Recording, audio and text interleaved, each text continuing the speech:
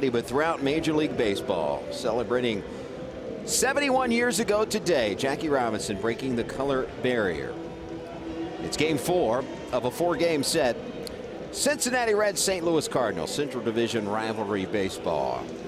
Alongside Chris Welsh, I'm Jim Day, and on the hill today. And if Reds are going to break a losing streak, you usually turn to a veteran, and they're hoping Homer Bailey could be that stopper today. Well, it's his chance to be a stopper. Now, he can only do his part of it, Jim, which is pitch and keep the runs to a minimum against the Cardinals. He's got to have a little bit of offense going for him, too, and he has not had much in the way of offensive support. He's pitched 2 games in which he has given up only 1 earned run. So his best outing, I think, came really his last time out against the Philadelphia Phillies. But he's got to hit the spots around the corners of the zone like he did there. He mixes in that split finger fastball against left-handers, curve and slider against right-handers. Let's hope Homer is on his game.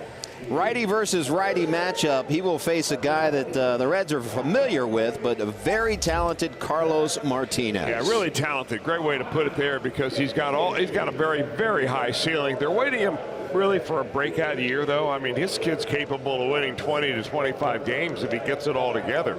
He's got a great fastball, explosive fastball, one of the best changeups in all of baseball. But sometimes he gets a little careless out there, and he makes mistakes, and maybe the Reds can capitalize.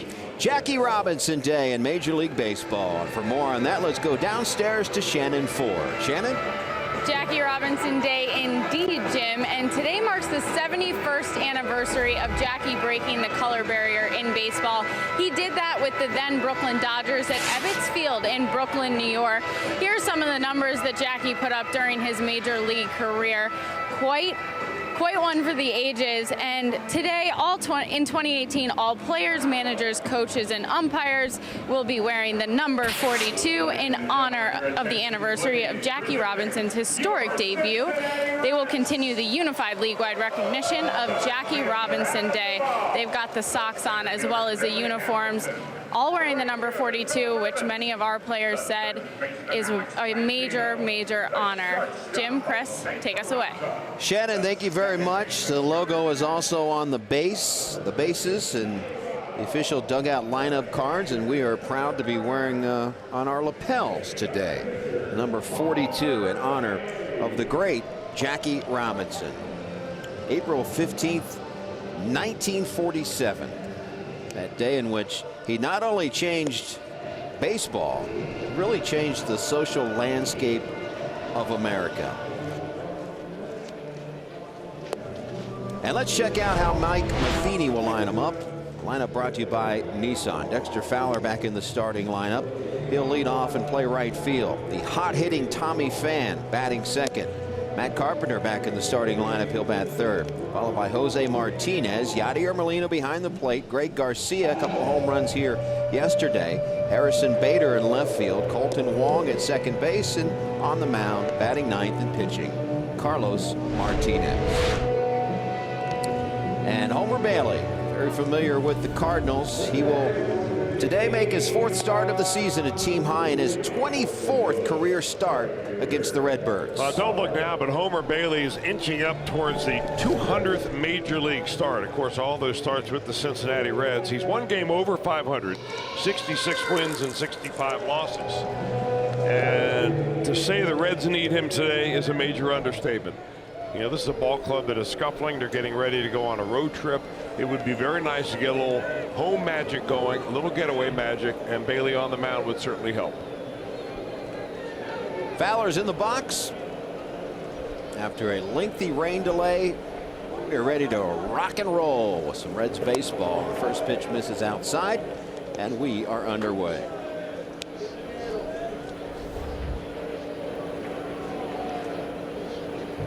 A 2-hour, 36-minute rain delay officially. And the temperature has steadily fallen as Fowler pops one in the air. Wow. Here's your 4 defensive lineup for the Reds. In the outfield, Duvall, Hamilton, and Phillip Ervin once again in right field. Infield with Blandino, the youngster, getting started third. Peraza, Jeanette, Votto at first, Tucker Barnhart behind the plate. I mentioned those steady temperatures falling. Game time temperature 53 degrees. They are actually expecting some nasty weather overnight. And that 4-letter word has even been mentioned. Snow. Well, where the Reds are heading, it is already on the ground. And a lot of it. They have a roof there at Milwaukee, though. Hopefully we'll definitely be playing baseball. Well, they say the roads in Milwaukee right now are absolutely horrendous. And the question mark is about the bus from the airport to the ballpark or to the hotel. But we're not worried about that now. We're worried about trying to take care of business right here. This 3:30 game start, and a getaway day it is. And Homer Bailey is worried about Tommy Pham, and boy, has he been ultra hot in this series. He's tied with Scooter Gennett for the most multi-hit games at Great American Ballpark this season. Both have 3 each. Pham has been doing some damage.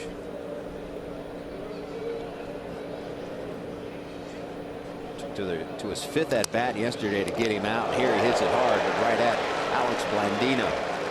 2 outs. Wow, there's just no other way around it. Tommy Pham is just seeing the ball as big as a beach ball right now. And if you make any kind of a mistake at all, he's going to barrel it up. And that'll bring to the plate Matt Carpenter. That's the old hang with him right there.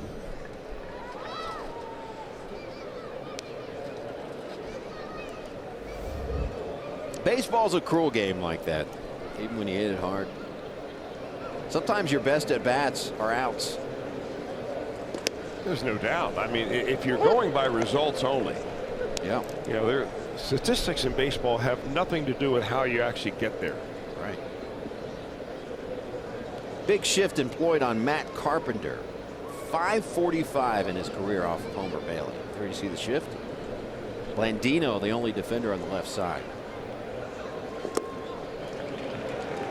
Swung and missed badly. The count's 0-2. Good changeup right there. Changeup for Bailey is that split finger fastball, and he has just about perfected it. He's got great hand action on it. The ball tumbles very nicely. Looks like a fastball until the last second. And if he throws it right down there, it's very difficult to elevate. 0-2.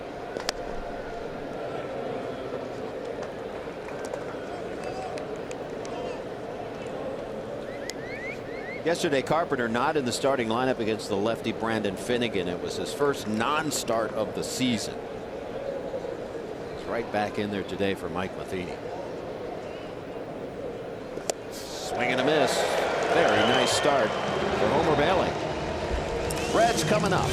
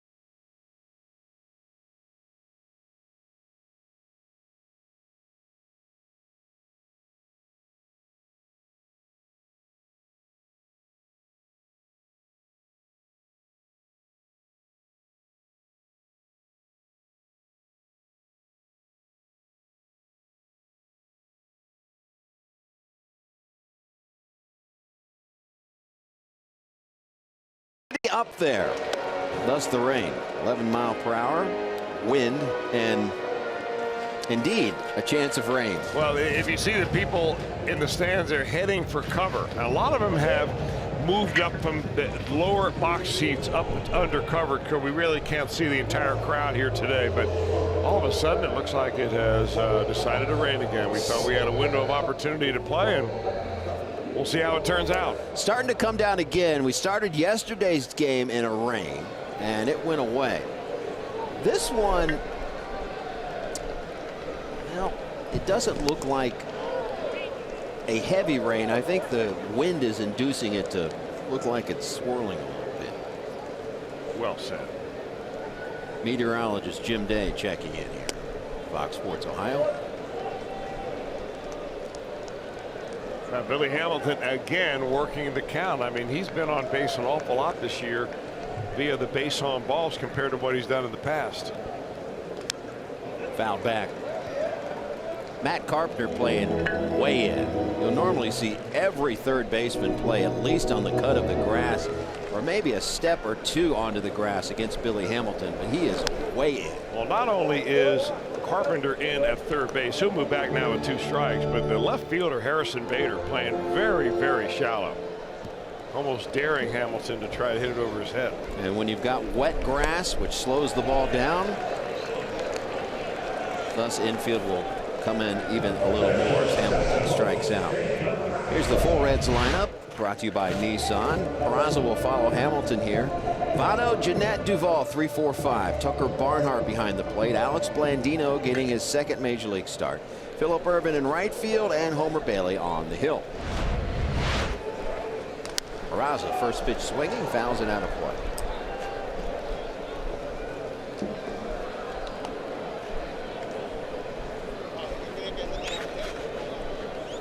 We saw Peraza turn up the wick a little bit, but the last 2 games have seen him go 0 for 6 following a season-high 4-game hitting streak. So trying to get back on track.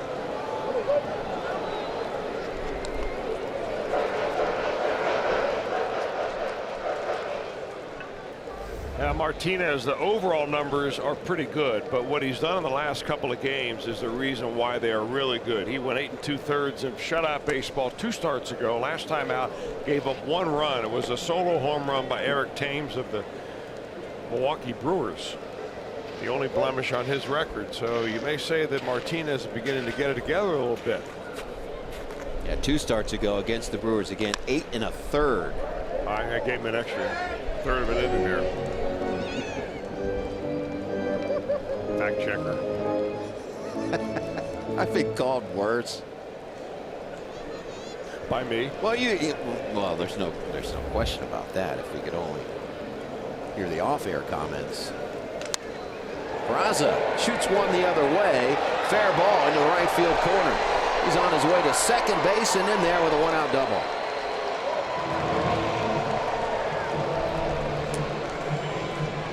Well, the more that Jose Peraza can do that, shoot the ball down the right field line with a little bit of authority. You stay behind it to do that. You wait till it's right almost in the catcher's glove. The more he'll get pitches on the inner part of the plate, and that's really where he's got some power and some pop. Yeah, we've seen him when he shoots the ball the other way. It's normally in the air.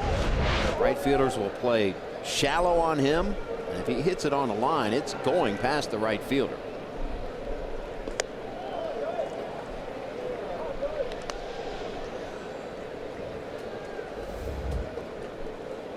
Season average for Joey Votto, un-Votto-like, 250. Still seeking his first home run, 4 RBIs, and believe it or not, still seeking his first extra base hit of 2018.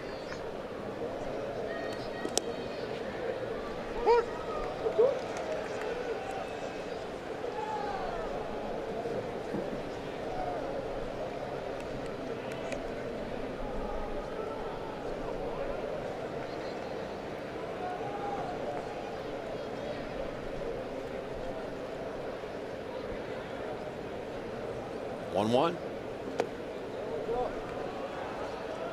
Calling balls and strikes today, Alan Porter. Bill Miller, the crew chief, down to first base. Angel Hernandez at second. Todd Tishner at third.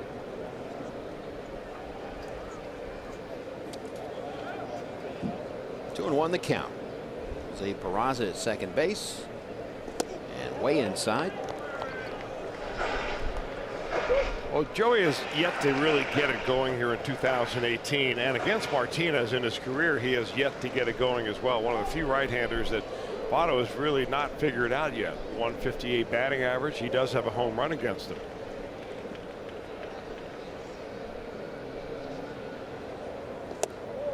And Joey draws a walk. The third walk of the season. And as Scooter Gennett comes to the plate, he's the subject of our IGS Bringing the Energy. Longest hitting streaks at Great American Ballpark by a Cincinnati Red. And with 15 now, he ties Sean Casey, trailing only Felipe Lopez. And Jay Bruce leads everyone, Reds or opponents, 22 straight in 2012. And Scooter also riding a 6-game hitting streak overall.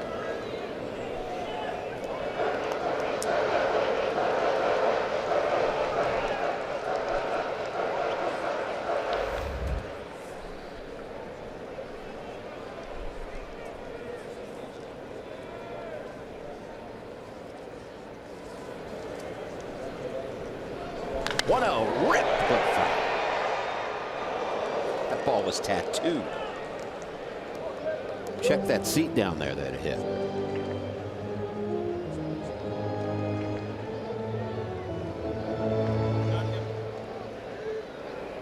That walk for Votto, he is now one shy of 1,000 for his career. 999.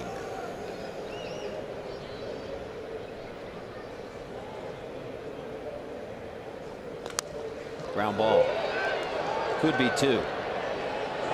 Not in time.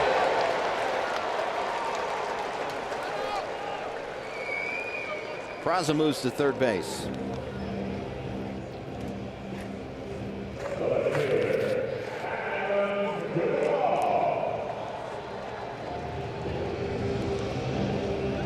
Career as a starter versus the Reds. You look at the numbers, and that 6.62 ERA in 2017, highest versus any team. So they have gotten to this right-hander, Carlos Martinez. And looking for a big 2-out hit here from Adam Duvall.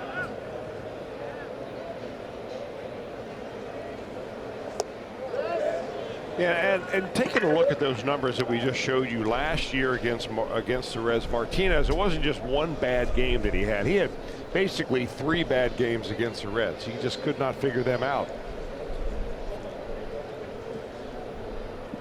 Gave up 5 earned runs one game and 4 each in the other 2.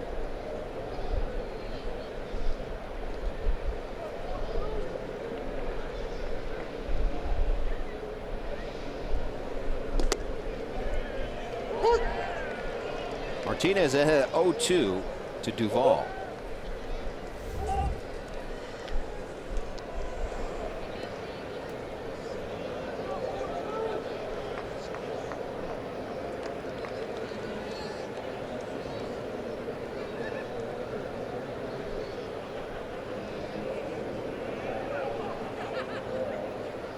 A long look in at his battery mate Yadier Molina, so long that Duvall wants time.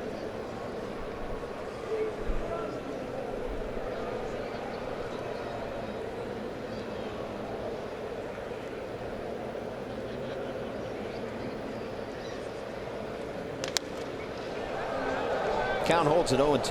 You know, I thought it was very interesting when Martinez came up to the major leagues. Now, he's only 26 years old, and he's got over 100 starts in the big leagues already.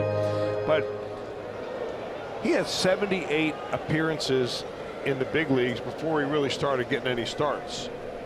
So they brought him up. They put him in the bullpen first. They kind of got him acclimated, and then he became a starting pitcher basically in his 3rd year, 2nd full season in the big leagues with the Cardinals.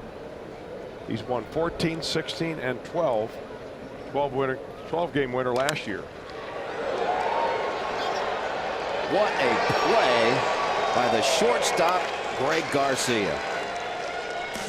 Saves a run at least.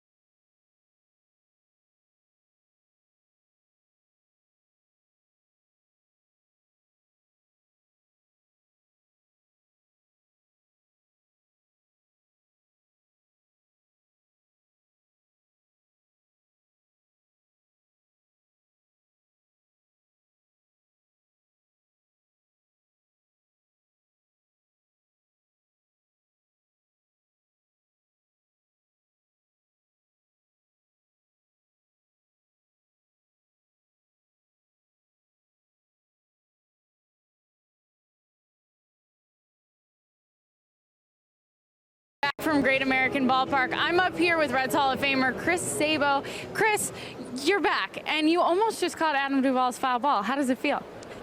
Feels great. I'm up here in Cincinnati where it's 50 degrees. I just left Sarasota where it was 85 and sunny, but it's still good to be up here and seeing the Reds play. And 30 years since you won Rookie of the Year, can you believe that all that time has gone by? No, I believe it. I'm an old guy. I get it. I wish I was still 25, 26 years old, but time marches on. I was told a long time ago, don't worry about stuff you can't control. So I'm just trying to live as long as I can. So time marches on. What are you up to now? I coach a high school team in IMG Academy down in Bradenton, Florida. And we have a pretty good team. We're a top 10 team in the country, and I enjoy it. And enjoy the sun, enjoy teaching, and trying to make those ball players a little bit better. Giving back to the game. Well, thanks for being here, Chris. Jim and Chris, back to you. Thank you. But tell you what, that haircut still looks like Rookie of the Year. Still looks the same. Sounds the same. You're on a good ceremonial first pitch here today. He was over at the Reds Hall of Fame and Museum, also meeting with some folks, signing some autographs.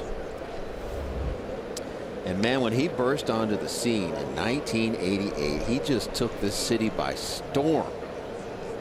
Sabo mania. Spuds McKenzie.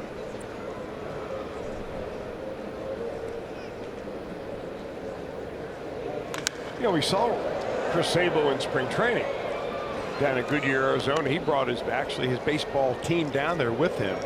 The IMG Academy was down in the Phoenix area to play a tournament, and I ran into him in the concourse at the Goodyear ballpark and got to talk to him about it a little bit. And he was telling me about his kids come from all over the country and the world actually to go to IMG Academy, and he had every player on his team has already been committed to a D1 university scholarship. Wow. Yeah, why wouldn't you want to go to that academy if you could?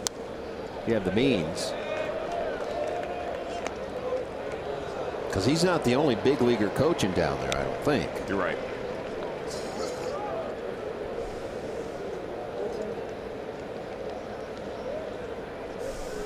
I'll never forget that ceremony after they won the 1990 World Championship, Fountain Square, when he got to the mic.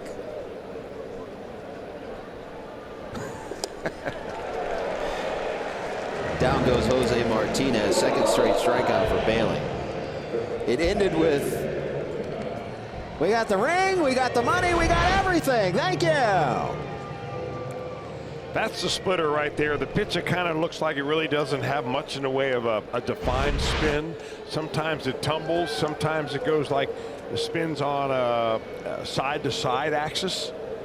Doesn't really spin that much, but it does drop very much at the very end, and the change in velocity is what really gets the hitters. Now Yadier Molina, first pitch swinging, and a base hit.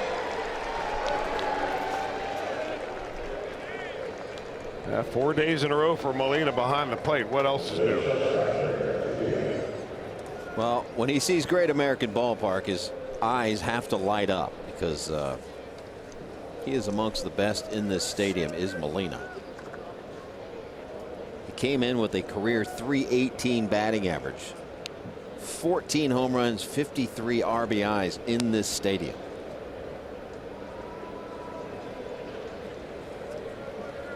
Maybe we ought to stop booing him. We will change that trend, maybe.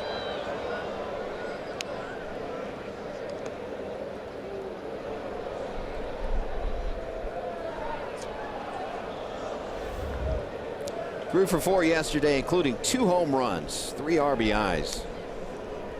And when you think that he had 2 home runs in his previous 354 at-bats, it was a surprising day yesterday, particularly against a left-handed pitcher and Brandon Finnegan. And that's why he's in the lineup tonight. I mean, Mike Matheny couldn't say enough about Greg Garcia. His preparation, staying ready, taking advantage of an opportunity. They really didn't expect him to do much yesterday. He was batting way down and low in the lineup. He ends up hitting home runs out of the A spot. Ground ball. Votto go to second. 2 outs.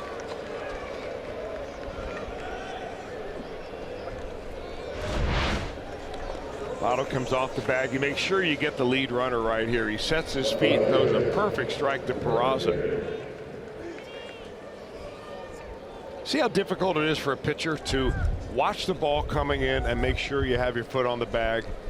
That's why you don't really see a lot of double plays finished with the pitcher covering first base. Those can be dangerous plays as well, particularly when the bag is wet. Well, on the bag is wet. Sometimes he starts reaching his right foot back there, reaching for the bag, and slips across the bag just at the time the runner gets there.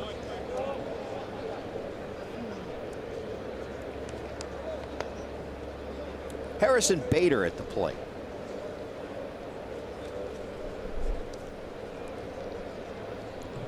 .143 batter. Still seeking his first home run and first RBI. Limited playing time for the Cardinals. Hit well. Right field. 2-0 Cardinals.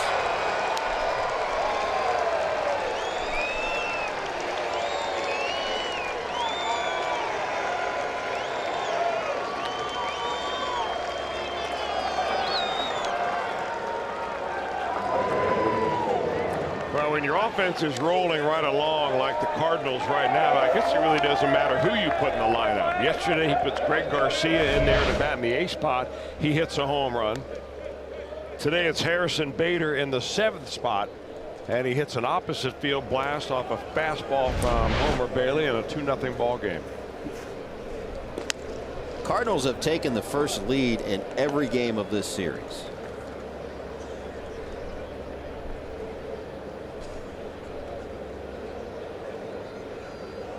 Colton Wong in the box.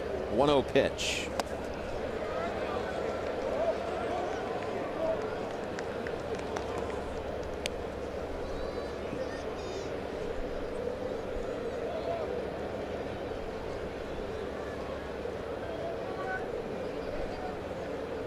Wong just 1 for 7 in this series. One of the few Cardinals that hasn't had success as far as average goes in this series. Although he's reached base safely 10 times in the last 7 games and an over 400 on base percentage. 2-1 pitch. Irvin drifting towards the line, gloves it for out number 3. Damage done. Bader 2-run home run, 2-0 Cardinals.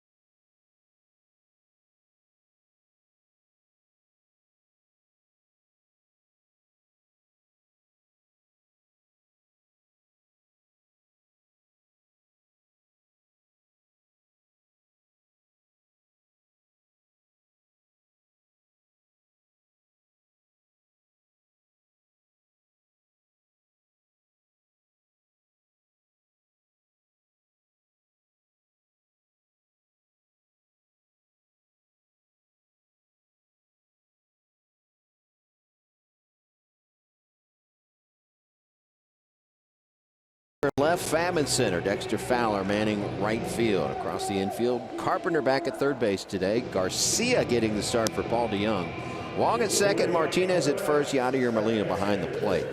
And Greg Garcia, as I said, it's normally Paul DeJong down there, but what a play to end the first. It was first and third, 2 outs, and that's big league stuff right there. Getting the force out at second, going far to his right, an off-balance throw.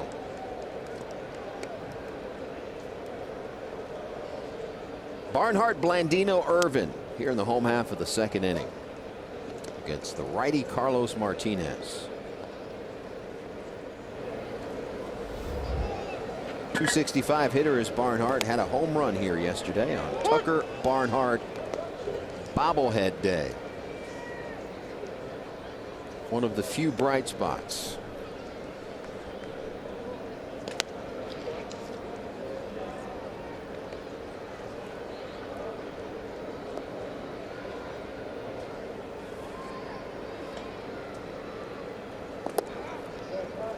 Carlos Martinez, 5'11", 200. Hailing from the Dominican Republic.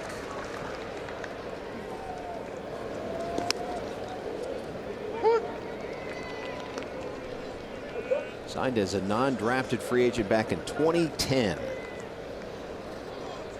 Fourth start of the season, 104th of his career.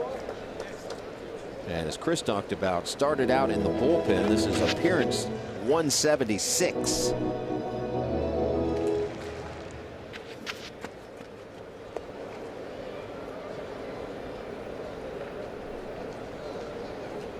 Counts full to Tucker. A leadoff walk drawn by Tucker Barnhart. Second walk of the game. I want to say that last pitch that Carlos Martinez threw, that's the pitch that we were talking about in the open, Jim, where Martinez has come up with a new wrinkle. He's added one more pitch to his repertoire. It's a cut fastball. It's kind of a really fast slider. It doesn't move very much. It would just move a little bit into a left-handed hitter, and just enough to get him off the barrel. I believe it was Adam Wainwright that's been working with him a little bit to get him to throw that pitch and join the crowd, because a lot of people have begun to throw that over the last few years. 2 nights ago was Alex Blandino coming up with his first major league hit. So he got that monkey off his back. Getting the start today here at third base. You talk about a cut fastball, and there's many times that you'll describe a pitch as a cutter, and then the guy will say, no, that's a slider. They are hard to tell apart. Well, the last pitch you just saw was the slider. And here's the way to tell them apart. They're both going to go away from right-handers into left-handers. The slider will be around 83 to 85 miles an hour. The cutter will be about 90 to 91. Hit well. Center field, but on a day like today, that ball's going to be knocked down, and it is. Gloved by Pham.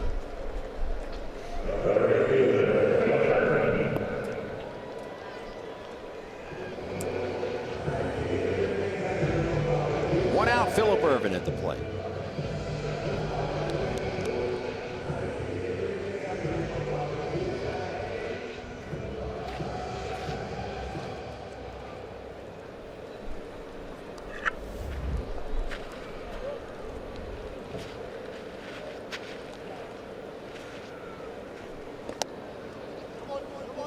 Carlos Martinez owns MLB's second longest active streak amongst starters.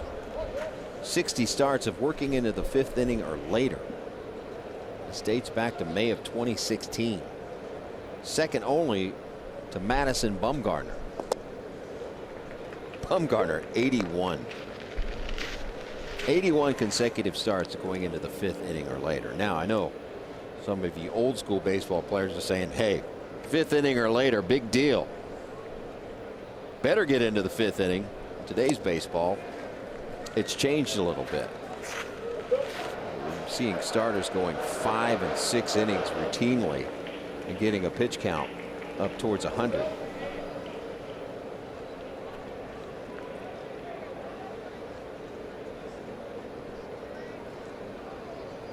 One-two pitch to Irvin. You know, the one thing that you'll notice about Martinez, and this is what happens when you get to finally log about 100 starts in the big leagues, and he's at 104, including today. He doesn't throw the same pitch at the same speed very often. I mean, he throws a sinker down and in at 91, next one's 95, next one's 83. So it's very difficult for the hitter to kind of feel comfortable because things are coming in at just slightly different speeds, just enough to get you off the barrel of the bat.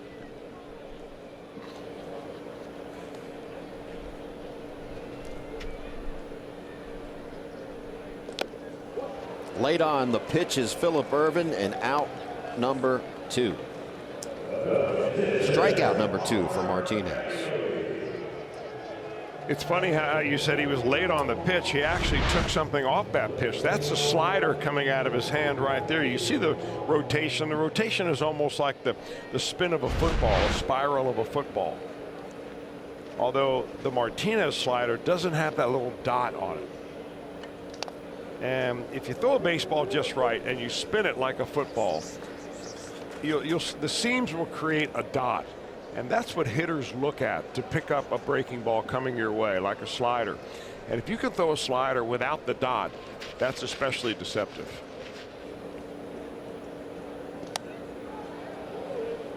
Homer Bailey 1 for 6 as a hitter this season. A career 164 hitter. That's not bad. 17 RBIs in his career. Waves at 1 here. Red Strand a runner.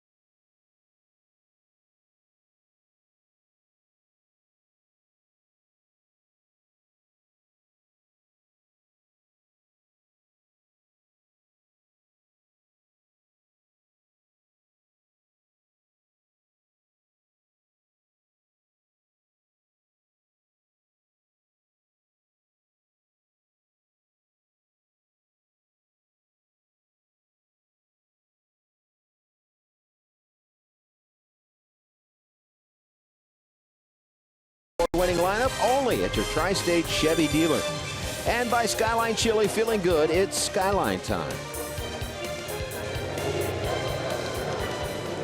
Homer Bailey about to embark on inning number 3. As we check out our Elk and Elk storylines. Longest tenured pitchers with their current team. And Homer Bailey has been a Red since June 2007, trailing only Adam Wainwright, Cardinals, and the great Felix Hernandez. August 2005, Felix Hernandez made his debut with the Mariners.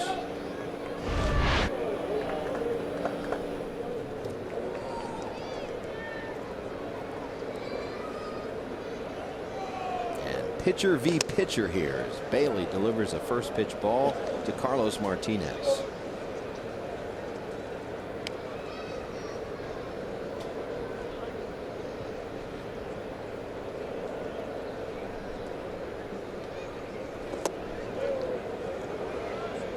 Two and 0.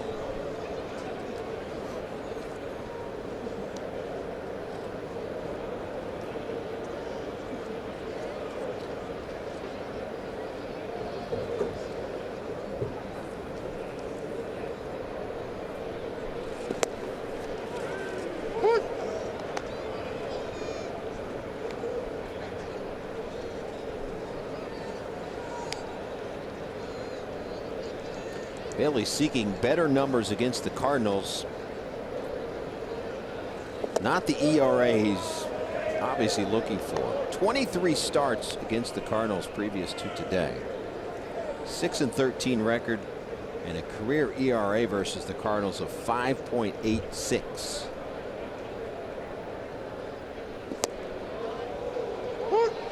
Martinez, that's not going to do you any favors with the home plate umpire when you're going to be looking for calls yourself. He was on his way to first base.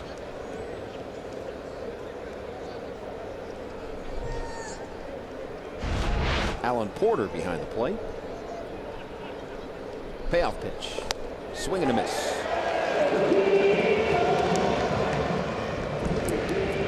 Three up for Bailey.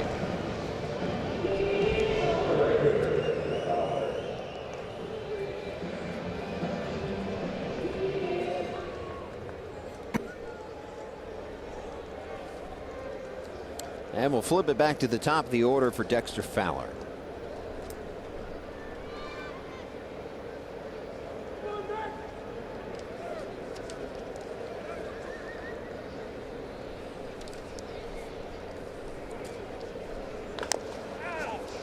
That hurts.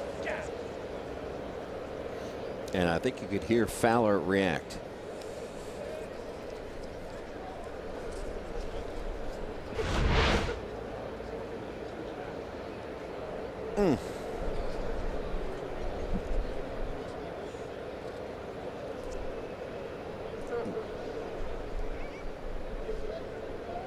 Take a listen.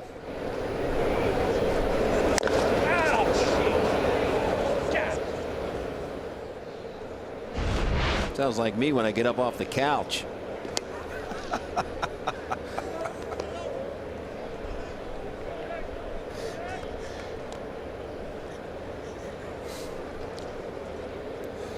Tough getting older. Those of you out there can relate.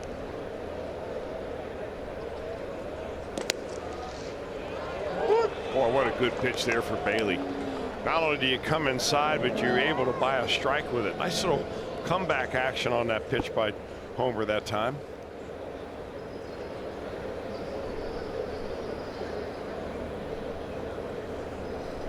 One-two pitch. Excuse me, swing. Blandino. Nice play. He made a nice play at shortstop yesterday. Here charges in on a wet infield, makes the play on Fowler. Well, he's got to take advantage of every opportunity that he has to be in the ball game. And Alex Blandino doesn't know down the road whether he's going to be a utility type player playing all over the place, whether he's going to be punched into one spot if he can start swinging the bat well. But in the meantime, you do what you can do, and right now they need some defense out of him.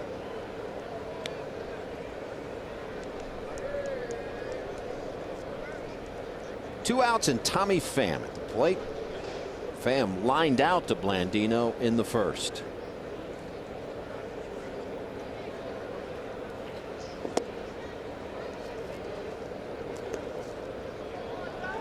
It is cool to look out and see all those number 42s out there. Kind of one of those things that never gets old, to me at least. Jackie Robinson Day in Major League Baseball. And unfortunately, some inclement weather around the country. There were 6 games postponed today. This one, a 2-hour and 36-minute rain delay. 6 of the games postponed. Well, the Reds already have one game to make up, that against the Chicago Cubs. They'll do that later in May. And I don't think that they figured they had a window playing opportunity here late this afternoon and this evening. They don't want to let that get by. Hamilton plays it perfectly and retires Tommy Pham. 2-0 Cardinals.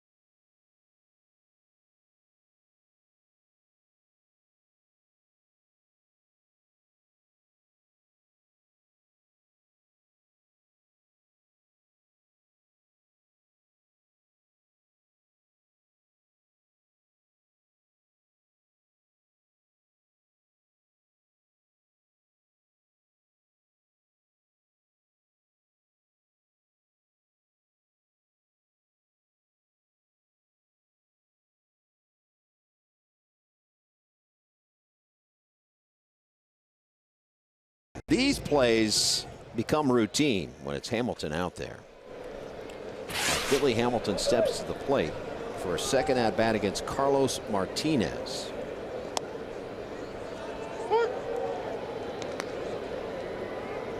Billy struck out swinging his first time up. Ground ball. One out. And speaking of Billy, and speaking of him wearing number 42 on this day in Reds history, brought to you by Geico, April 15th, 2016, Billy Hamilton says this is his favorite catch.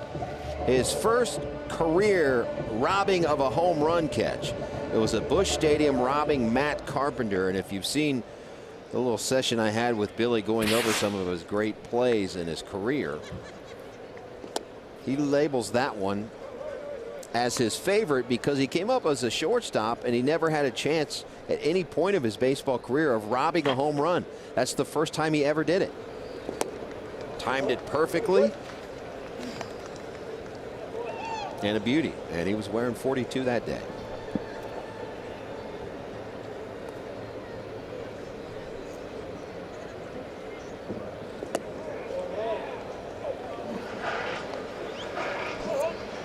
Rarely have we seen Jose Peraza at the plate with a 3-0 count. And he doubled in the first inning. Line drive into the right field corner.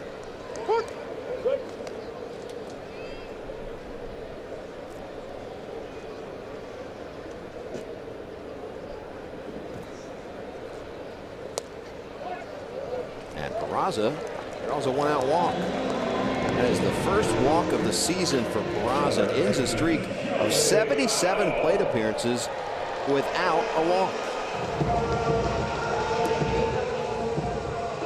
There were over 42,000 hits in the 2017 season. All you need is one to keep the streak alive. Download Beat the Streak today for your chance to win $5.6 million.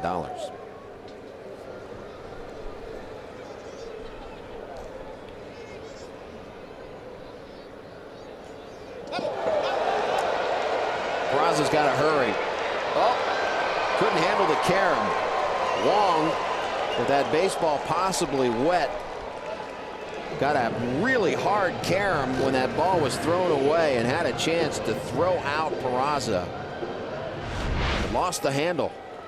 Well, Peraza does not have a very big lead. But Martinez throws it over there with the intent that he thinks he's going to pick him off. And You know, sometimes you throw over so quickly, so fast, so wildly that you end up putting a runner in scoring position. So the Reds hopefully can take an advantage here with Votto at the plate. Officially an E1. You know, I really think that if you charted all the pickoffs that right-handed pitchers have of decent base runners at first base versus the number of throws that go down the right field line and advance a runner, the throws down the line far outweigh the pickoffs.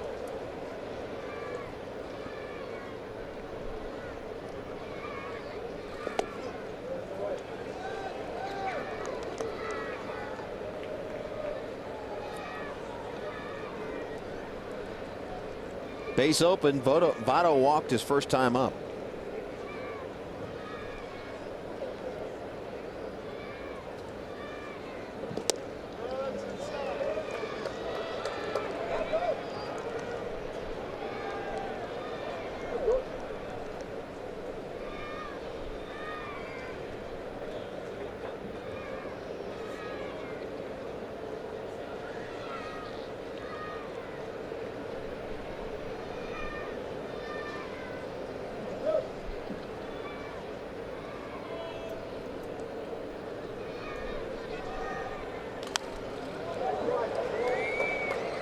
Count evens at 2-2.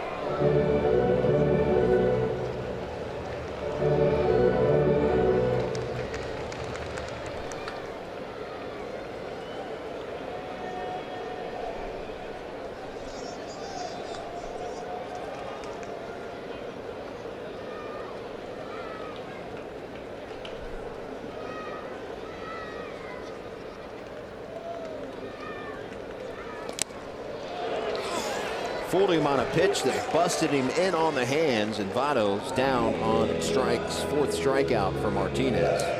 Well, he set it up beautifully with a slider before, and he comes right back with his best fastball, best spot. Looked like Votto tipped that ball. He looks back into the glove of Molina, who was able to hold on. That's a pitch in the swing right there that Joey Votto, you know, is really just trying to stay alive. He's trying to hit that ball somewhere, foul territory, most likely over the Cardinal dugout, but just wasn't able to get enough of it that time.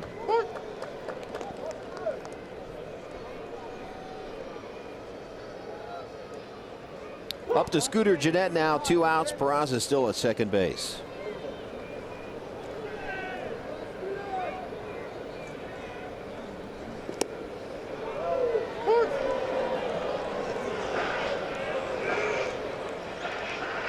Scooter trying to will the call from Alan Porter there. Tell you what, Martinez looks like he is on top of his game right now.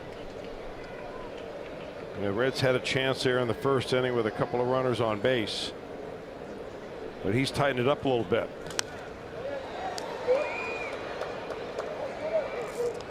I had mentioned that 6 other games were postponed today in Major League Baseball. You got to go back to 2008, last time that happened.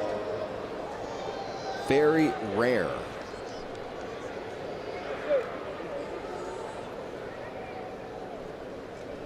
We waited this bad boy out. 2 hours and 36 minutes of rain delay. But hopefully it's all gone out of here. Although there's still some ponchos down there.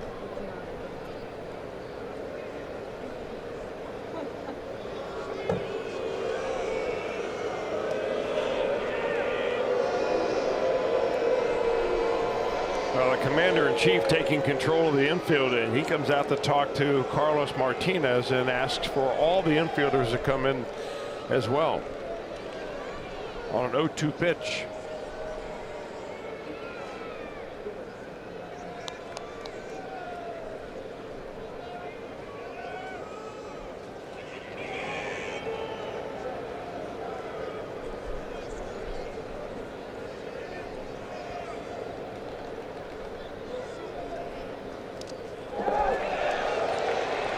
On to third base goes Peraza on the wild pitch. Boy, right through the wickets.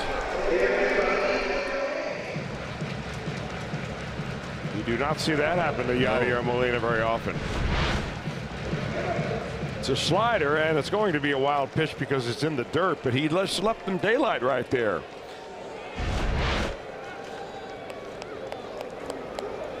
Peraza 90 feet away.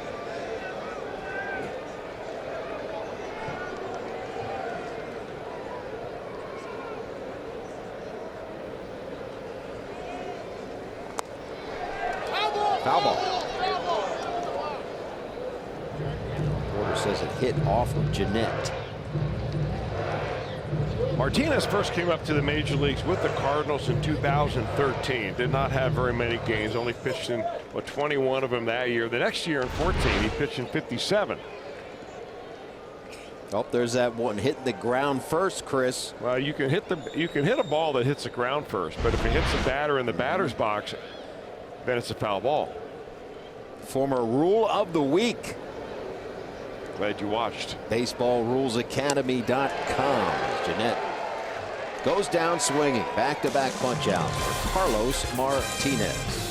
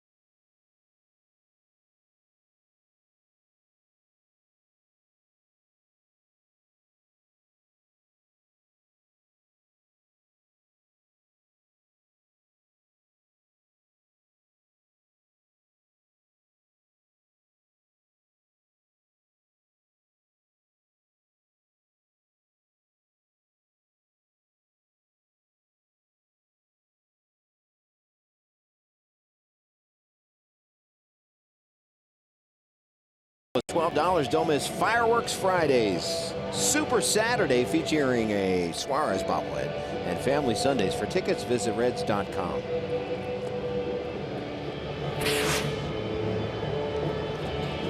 You know, easy for me to say that it's like the rain is moving out from the comfortable confines of the booth. But these fans are toughing it out.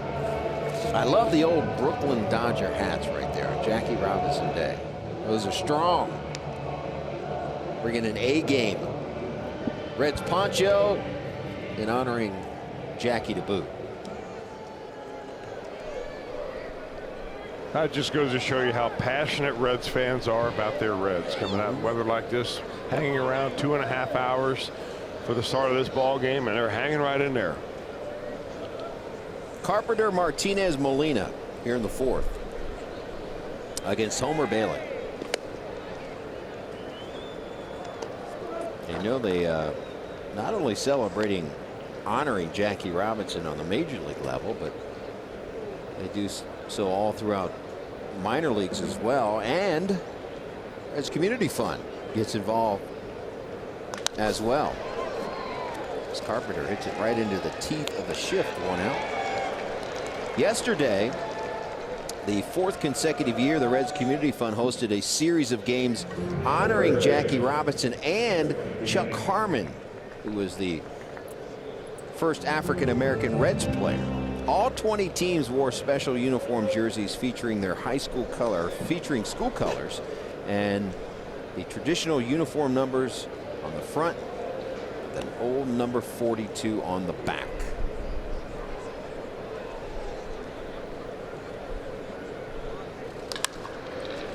Back-to-back ground balls and back-to-back outs. And let's take you out to the Reds Urban Youth Academy, and there you see a photo. Everyone wearing 42 lining up. That was a big day. There are a lot of high school teams out there from all over the place. You can't name them all now, more than 20 of them. If you've never been to that facility, it is off the charts. I mean, all the fields are complete AstroTurf. Dugouts, the indoor facility is, you know, the best around. I was lucky enough to go over to the Crosley room today up on the media level here and talk to about 50 or so coaches that are involved in the softball and baseball efforts of the Reds Community Fund coaching, and they had a lot of the Reds coaches come up there and give some tips about different things. And I wrapped up the program, and when Jerome Wright came over and found me, and I'll tell you what, they've got a great number of Reds employees that work so hard and do such a good job, and also volunteers that get the job done over there. So growing every year, the Reds Community Fund and their commitment to baseball, amateur baseball in this area. Not only a commitment to amateur baseball, but just to our youth in general. There are mentoring programs over there. Tutoring programs, after school, and let's face it, and we've talked about this on the Reds Community Fund Telethon many times. I remember back to when I was a kid, just having somewhere to go, something to do to, hate to say it, but you know, keep some of us out of trouble, and I was included in that category. And not only giving you something to do and somewhere to go, but somewhere positive to go, where you talked about volunteers.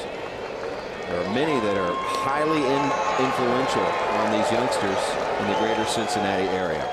A 7-pitch inning for Homer Bailey.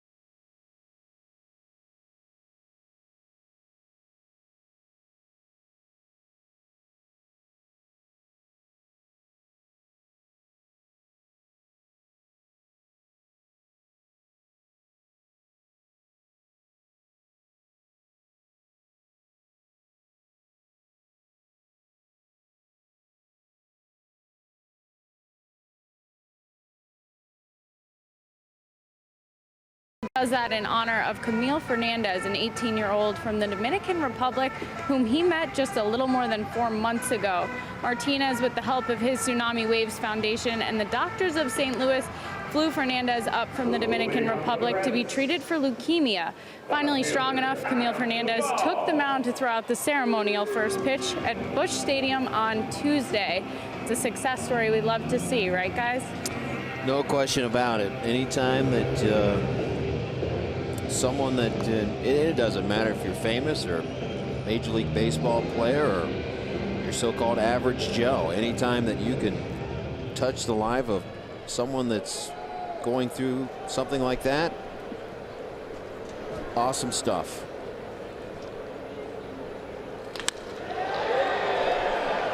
Misjudging it and misjudging it badly in left field is Harrison Bader. On his way to second base is Adam Duvall with a leadoff double. That ball was smoked. Well, it looked bad for Bader, but I'm not even so sure that even had he started running back at the crack of the bat, he would have gotten back in time to snare this baby.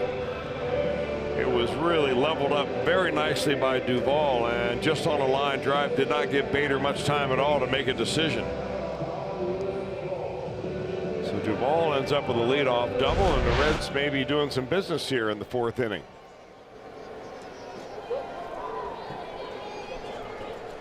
Tucker Barnhart at the plate. He walked his first time up.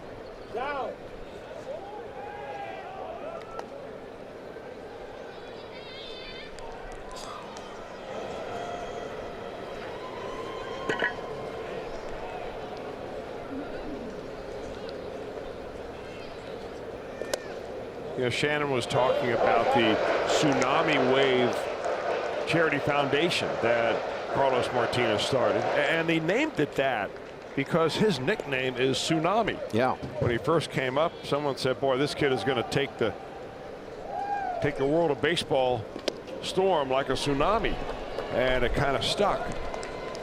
Young man that was raised in very poor background in Puerto Plata, Dominican Republic, and at one time considered becoming a Catholic priest. At 12 years old, he really didn't know what direction he was going to play. There was no organized baseball he was playing in at that time.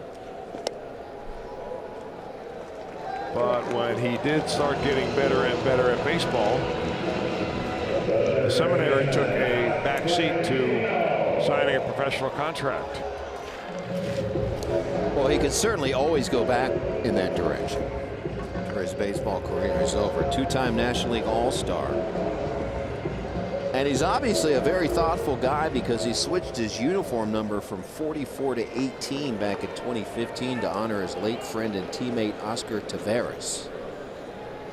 And of course wearing number 42 like everyone else today. Broken bat ground. Double play.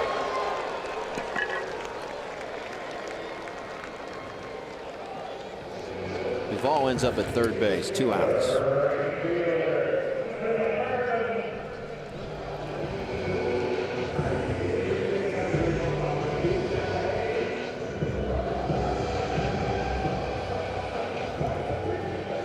Reds need a clutch hit. Stranded 2 in the first, 1 in the second, 1 in the third, and hoping to not strand Duvall here in inning number 4.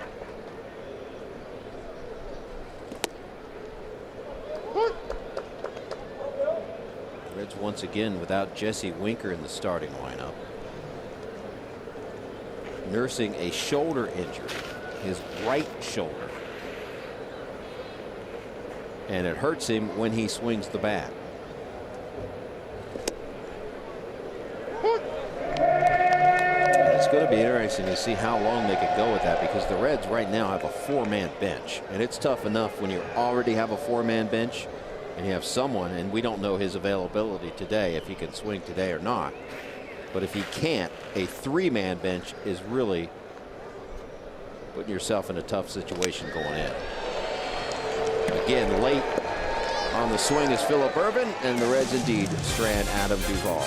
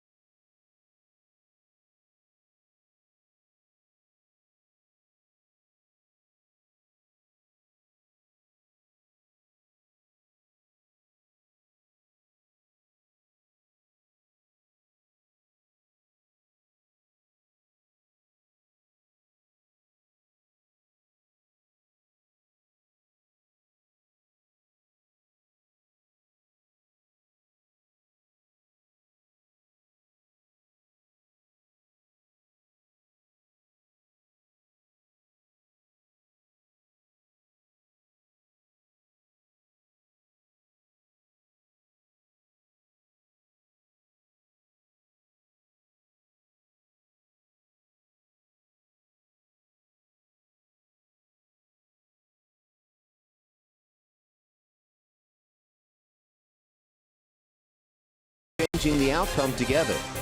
And by your local Ford dealer. Ford, go further. April in the OHIO brings NHL action to Fox Sports Ohio tonight for Game 2 between Columbus and Washington. Coverage gets kicked off at 7 o'clock with Brian Giesenslaw and Bill Davidge. Blue Jackets live right here on Fox Sports Ohio and streaming on Fox Sports Go. April in the OHIO is presented by Menards. Fifth inning, Homer Bailey still on the hill. The damage done in the second. It was a 2-run home run by Harrison Bader. That's the only scoring in this game. Greg Garcia was on base ahead of Bader, and he is at the plate now. It'll be Garcia, Bader, and Colton Wong in the top of the fifth. Well, again, another pretty decent outing already for Homer Bailey. He's coming off a very good one down in or east of here when we Reds were in Philadelphia. But kind of the same story, and there's not a whole lot of run support so far. He's had trouble with run support in most of his outings this year. Opening day, he went 6 innings, gave up 1 earned run. The Reds lost 2-0. Really, when you're this early in the season, remember you're battling most of the time the other team's #1 starter. So today you have both opening day starters on the hill against each other. Normally those are the best pitchers on the ball club. The lowest scoring games will be, and I can tell you today from watching Martinez, it's not going to be an easy thing getting any runs off of him.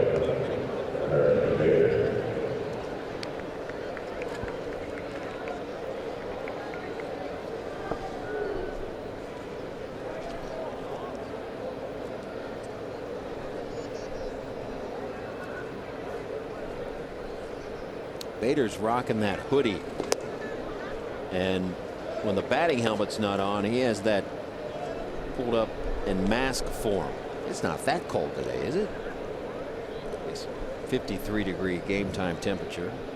Not up here with the space heaters going, it's not.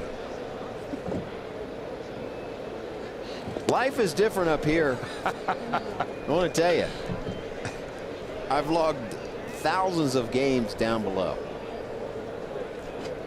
Slightly different up here.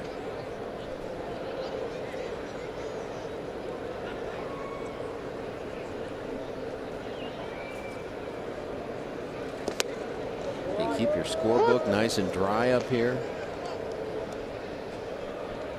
Jesse Jackson taking care of you, Chris Welsh. Indeed.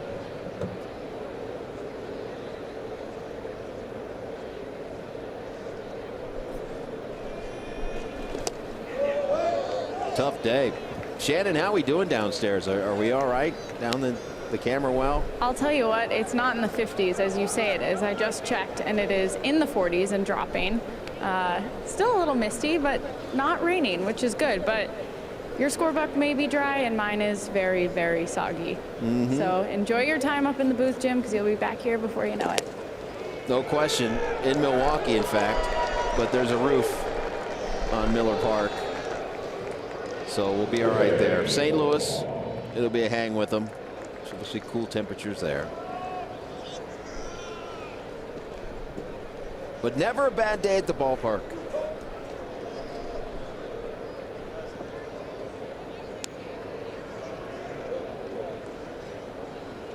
One out, one on. Colton Wong at the plate. That is the first walk given up by Homer Bailey.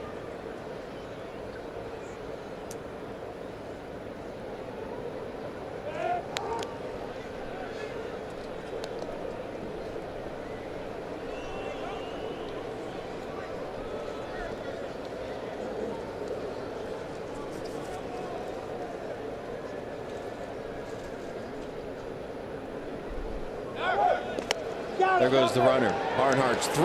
Got him.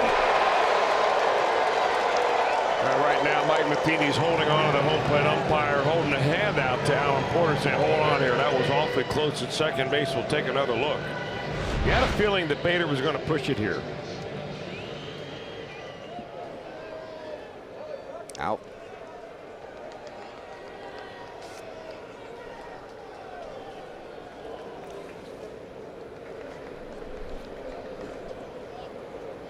Indeed. Nice tag applied by Peraza. Throw was on the first base side, and he reached back quickly. So caught stealing 2-6.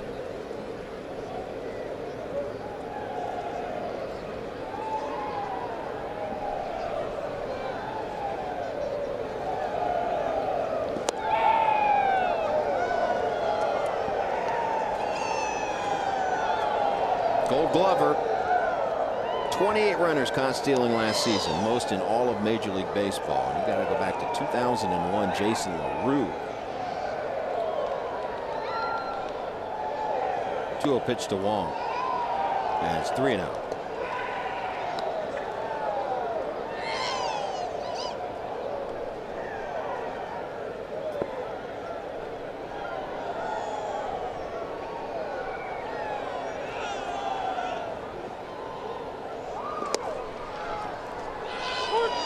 Three and one.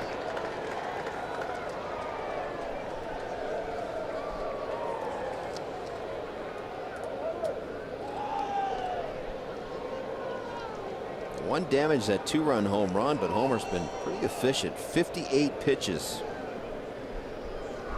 And the 59th pitch should be the third out of the inning. And it is. Bailey has settled in. His offense needs to pick him up.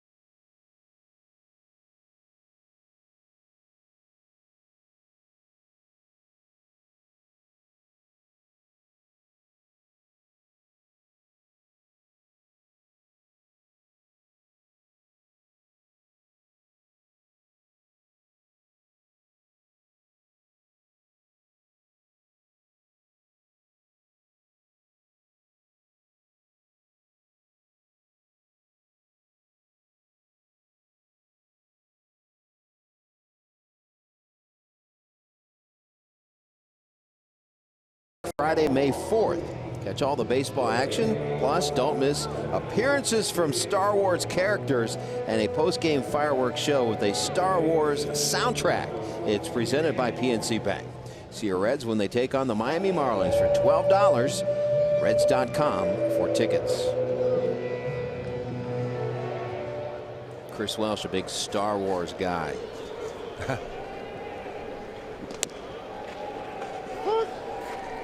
As I sit by you, I can almost feel the force. And I need all I can get.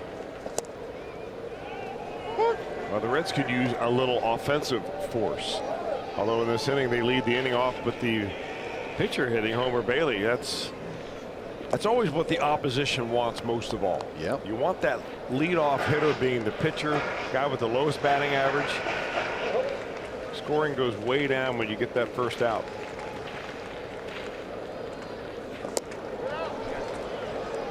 Second time he chased a slider or cutter. 7 strikeouts now for Carlos Martinez. And now a quick message from Miami Valley Gaming. Get ready to get lucky.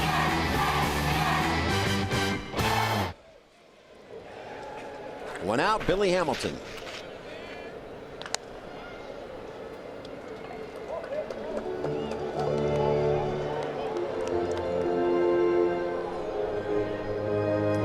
wet grass. Matt Carpenter playing way in at third base.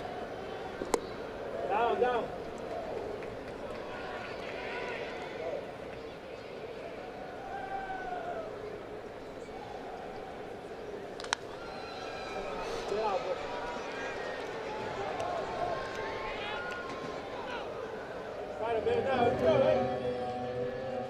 1 ball, 2 strikes.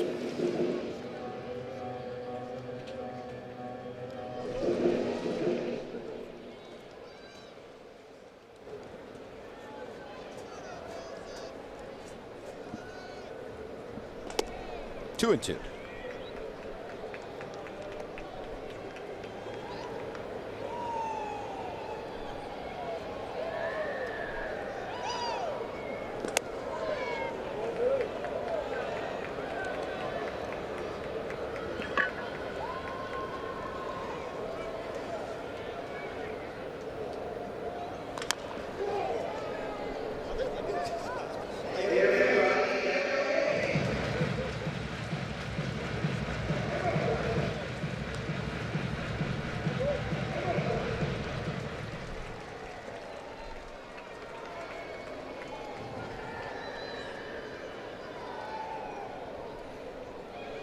Swing and a miss. Martinez is locked in right now. Well, he's just dusting each side of the plate with whatever pitch he wants right now. That last pitch, down and in slider, it's the same pitch that he got Homer Bailey out with, but it was down and in on Billy Hamilton instead, designed to swing right over the top of it.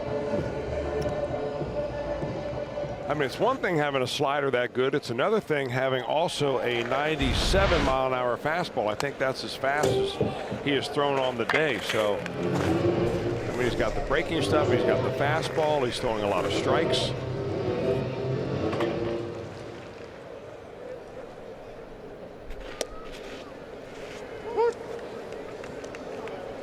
Martinez has won 43 games over the past 3 seasons.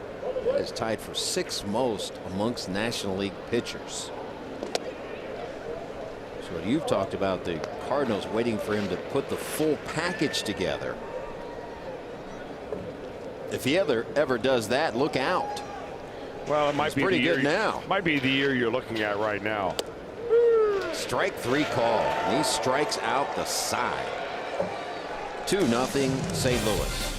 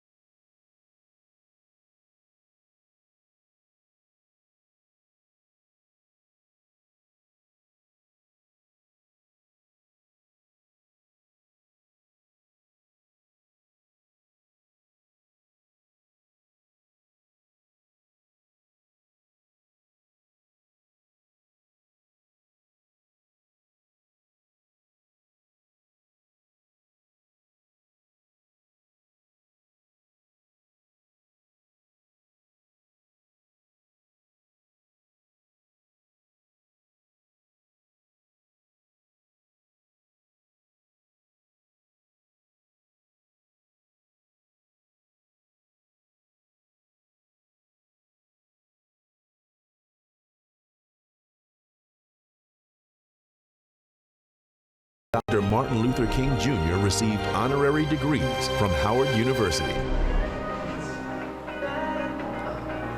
Earlier this month, the world commemorated the 50th anniversary of Martin Luther King Jr.'s death. Martin Luther King was a friend of Jackie Robinson. The two shared a friendship for years, and this is one of the things that MLK had to say about Jackie. They obviously fought for a similar cause. Jim, Chris? Well, Jackie Robinson, as we said, just completely, you can't say enough about the way the world was back then and how big baseball was. He changed the social landscape of America and continues that legacy on. And Reds fans have a memory of Jackie Robinson, and it goes back to 1972 during the World Series. Jackie Robinson threw out the ceremonial first pitch in Game 2 at Riverfront Stadium. And on the receiving end of that ceremonial first pitch was Johnny Bench, who took to Twitter today. He said, "I had the privilege of catching Jackie Robinson throwing out the pitch, first pitch of Game 2 of 1972. He passed shortly after. Today we celebrate a true pioneer of the game. Happy Jackie Robinson Day, number 42. And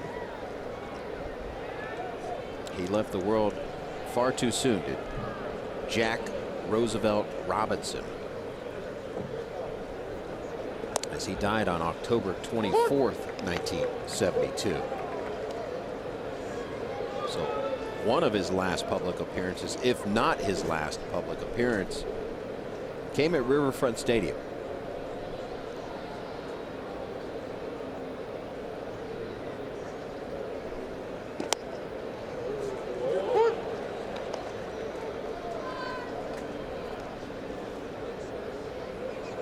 Reds AA affiliate, the Pensacola Blue Wahoos, their home stadium, Jackie Robinson Ballpark.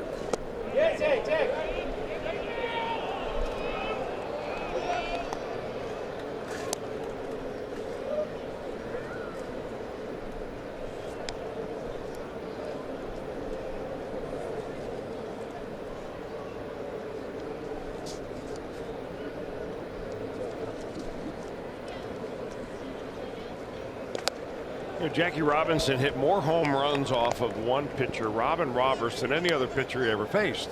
Your guy, Robin Roberts. Yeah, he was my college coach. Yeah. He one day told us a story about Jackie Robinson. He said the last thing he ever wanted to do was to pick Jackie Robinson off base and get him in a rundown, because it was only 50-50 that you were going to get him out. He was that fast and that elusive. But he picked him off base one time at second base, and instead of making, throwing to the third baseman or the second baseman to get a rundown going, because he knew that would probably just backfire because Robinson was so fast, he walked straight at Robinson very slowly with his hand out holding the ball. And Robinson didn't know which way to run. He wanted to run more than anything, but he wasn't sure which way to break. And Roberts went out and just tagged him right on the shirt and tagged him out. He says, one of the only easy outs I ever had with that guy. Wow. Great story.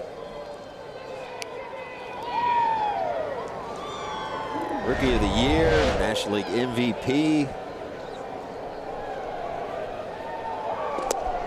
And Branch Rickey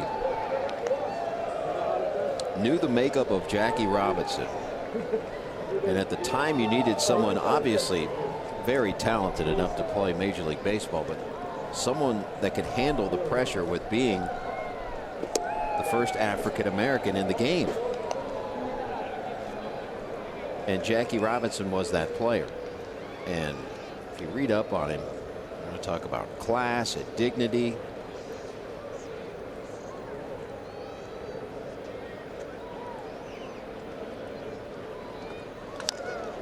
Well, you bring up Branch Rickey, and I thought it was very interesting and appropriate that today the national anthem was sung by a quartet of young people from Portsmouth, Ohio, which is the hometown of Branch Rickey. Yep.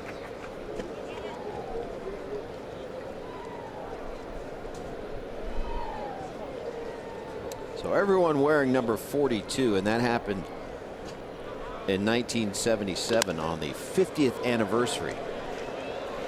Jackie Robinson breaking the color barrier. Don't look now, but Homer Bailey has really settled in nicely. He is pitching well.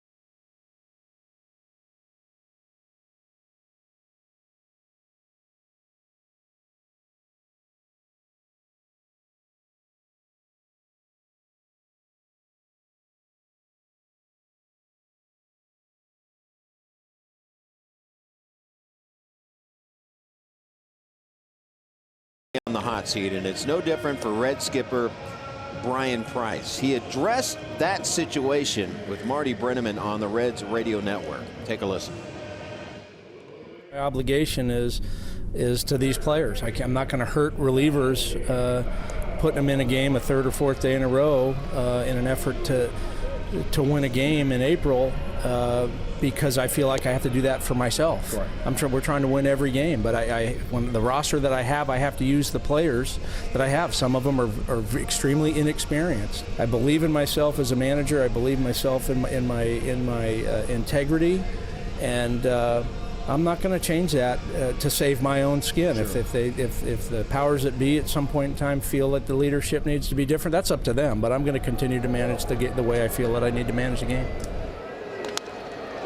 And I guess example A would be, and this is going to happen throughout Major League Baseball seasons, but Cliff Pennington pitching the other night in a game that was a blowout, and instead of sending out a reliever to pitch, knowing that he might get some heat for it, and knowing he's going to get heat for certain moves that he's going to make, at least in his mind, he's going to manage it the way he would manage it with his situation being secondary. Well, getting heat as a manager, it comes with the territory. Sure does. You expect that, and you actually hope that happens if you're around long enough. And Brian's been around a long time here as the Reds manager. I think that he's in a tough spot. He hasn't been given very many winning ball clubs. He inherited a very good ball club. Unfortunately, the first year that he became manager after Dusty Baker was not retained. They had a boatload of injuries, and that kind of sidetracked. And then ever since then, it seems like the Reds have been on a rebuilding trail. And Brian has been caught in between developing young players versus trying to win ball games, and not really sure what the message was and how he should play it. So you get off to a horrible start, and I think that he begins to hear questions. Hey, do you think your job is safe? Well, at one point you have to address it, but at the same time, if you're in that clubhouse, he's the manager. You have to respect the manager and the office that he's in right now and the authority that he has in that clubhouse. And if you're a ball player, and I've been in a situation with ball clubs where the manager was quote unquote on the hot seat, it's not an easy thing to do. So you lend your support to the guy that's there right now because he is your guy and you are his guys, and that's where the Reds are right now. They just need to win a few ball games and try to feel a little better about themselves, and it's not going to happen without W's. Well, this is a winnable game they're in right now. But Carlos Martinez continues to deal. That is 10 punch outs now for Martinez. Yeah, I don't know how winnable it is if Martinez continues to pitch the way he has. I mean, he is just on spot with every pitch he throws. 2 outs, Adam Duvall at the plate.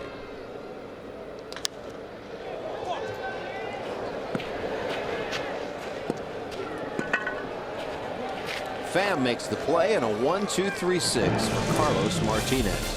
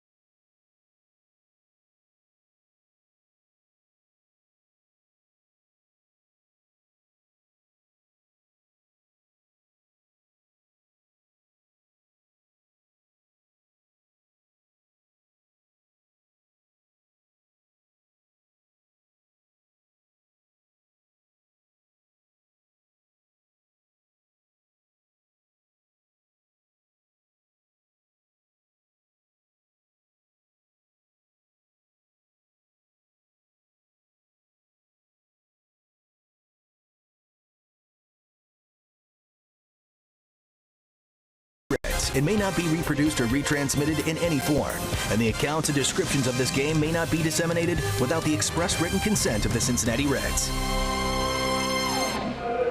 As you enjoy a Miller Lite, look forward to the Hold True moment later in today's game. 7th inning after a 2-hour and 36-minute rain delay. Some late afternoon Sunday baseball. Cardinals leading the Reds 2-0. Homer Bailey on the hill for the 7th, and as he throws a pitch here, he'll be the first Red starting pitcher to pitch into the 7th inning this season.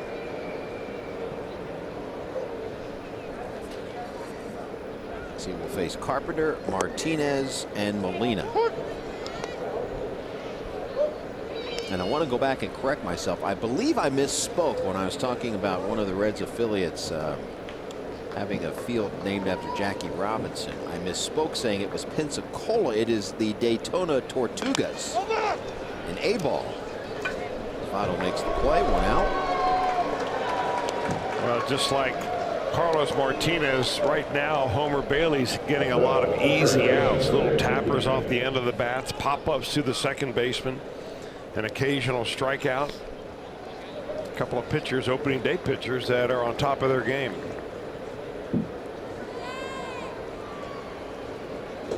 Jose Martinez at the plate. The Pensacola Blue Wahoos are at Pensacola Bayfront Stadium. And I have yet to go there, but they say it is gorgeous.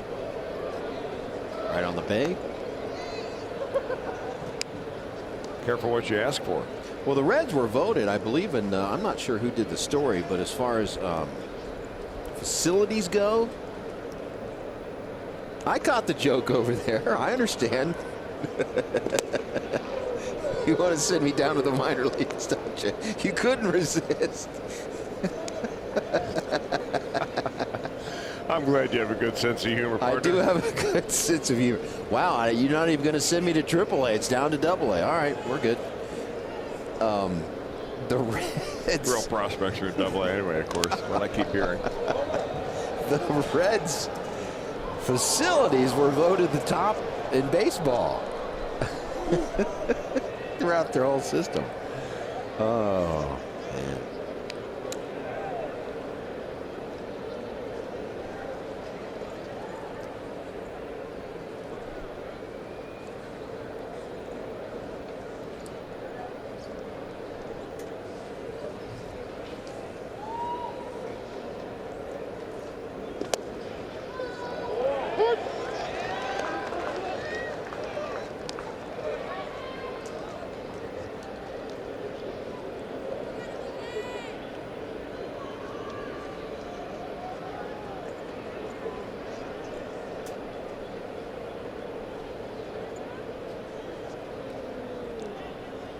Two-two pitch to Jose Martinez.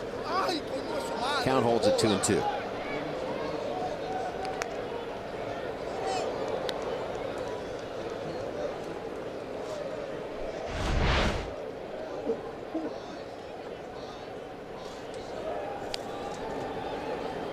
Having a little conversation with himself.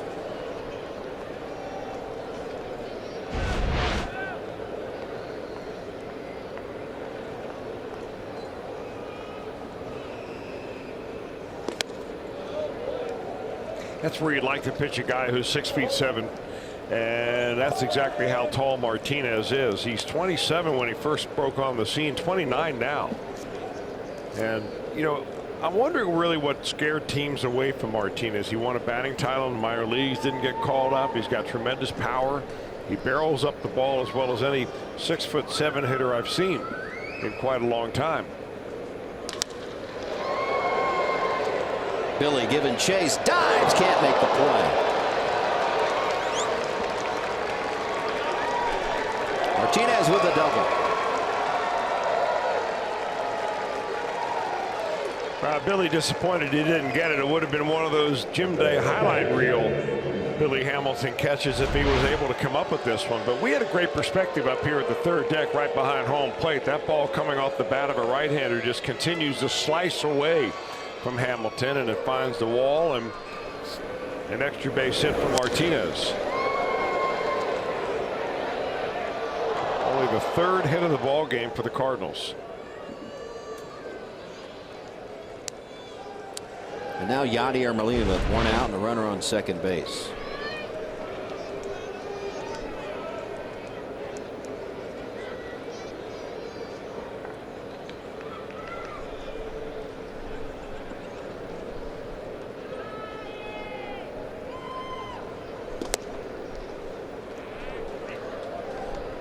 You know, if you want to send me to the minor leagues, you send me to A-ball, where last night, this is just playing off of your joke, I would have got to call 11 home runs. Teams combined to hit 11 home runs last night. Could have honed your signature call in one night. I don't have a signature call. It established a new Florida State League record. The previous record of 10 home runs in a game stood for 29 seasons. And unfortunately was an 18-13 loss to Jupiter. Daytona. The final score was 18-13.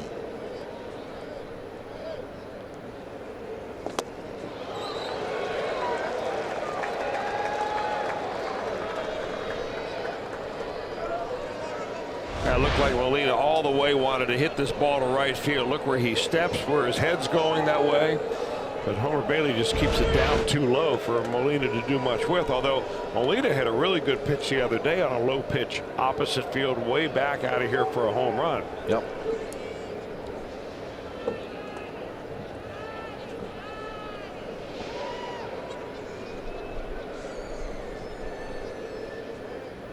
One-two pitch. Hard hit ball, center field. Billy going back again. He'll watch it go to the wall. This will score Martinez. Throw to second in time.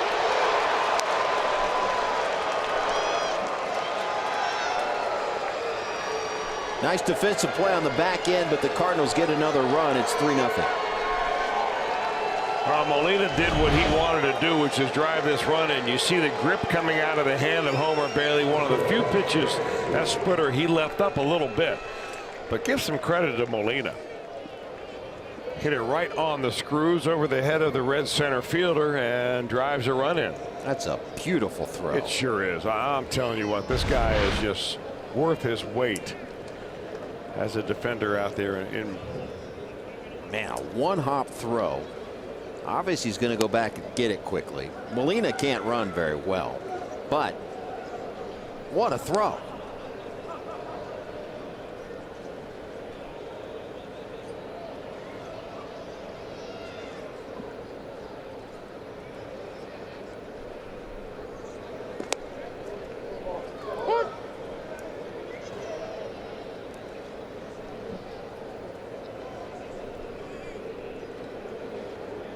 Greg Garcia 0 for 2 today. He has scored a run.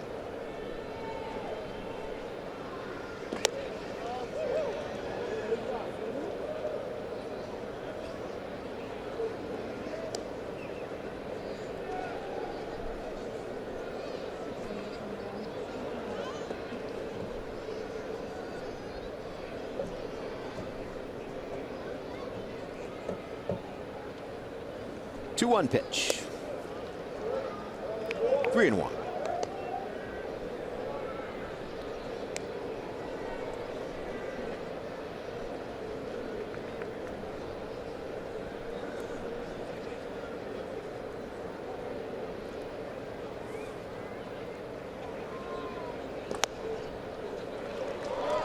And he walked him.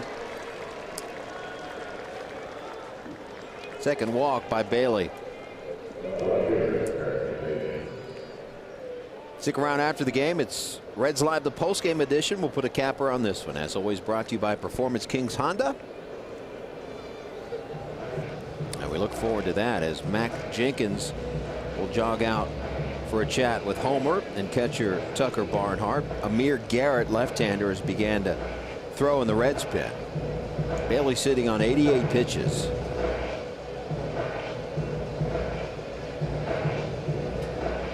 And this one twofold. Give Bailey a breather, and also, if needed, give Garrett a chance to get it cranked up. And Amir's been very good out of that pin so far. Of course, the most time you can waste nowadays with a trip to the mat is 30 seconds. That's what you have as soon as you get up off the steps and onto the playing field, and the time to get off the mound again. When it gets down to about 8 seconds is when the home plate umpire goes out and says, all right, guys, break it up.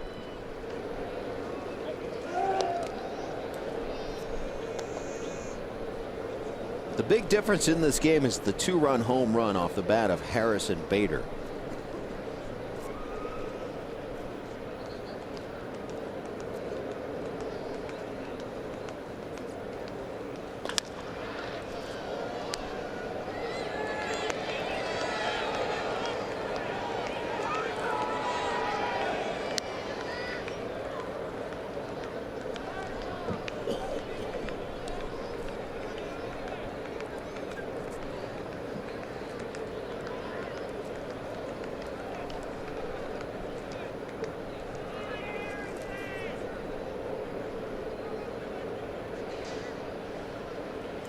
One.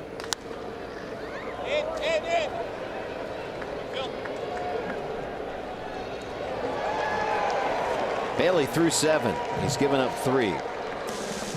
Reds need some O.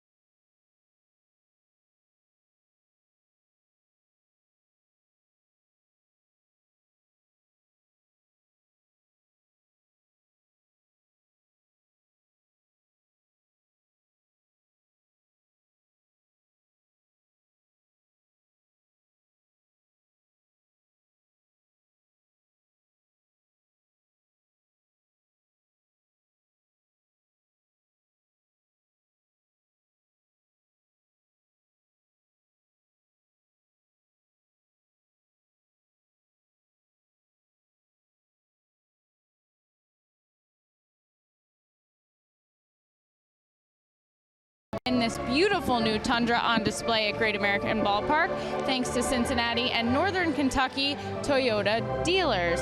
Tucker Barnhart, our catcher, also hit a home run during yesterday's game. The catcher, a big-time Pacers fan, might be happy to see the outcome of the first-round NBA playoff game between the Pacers and the Cavs happening now, where Indiana was leading Cleveland 73-65 at the end of the third.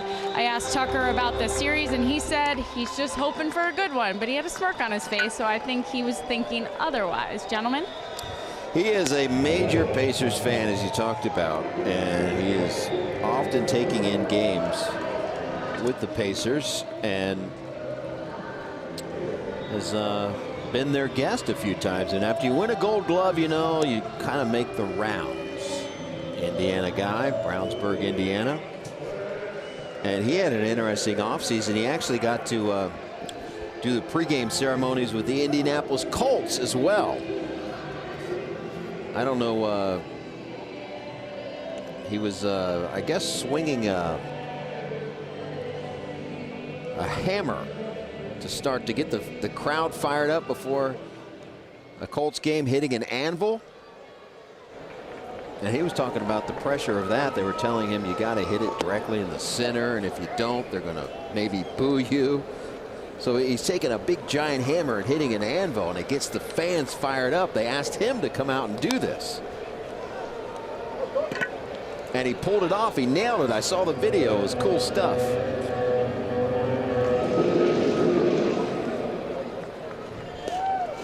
Fans all cranked up. Oh, yeah. So he's got that juice now. You know, you win a Gold Glove, and well, you get a contract, a multi-year contract. You win the Gold Glove. You have a baby all in the same year. I mean, it is life is good right now, except for a ground ball back to the pitcher. Life is good for Martinez right now. Here it is. Check this out. Now, this is a lot of pressure. Look at Tucker.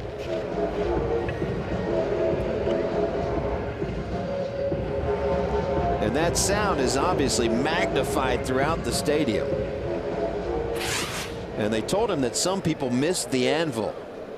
So you've got to you got to hit this with precision.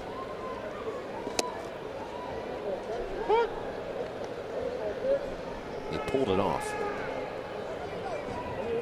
Carlos Martinez has retired 9 in a row. Blandino lays into one. Going back, though, is Pham, and gloves it on the track. 10 in a row retired by Martinez.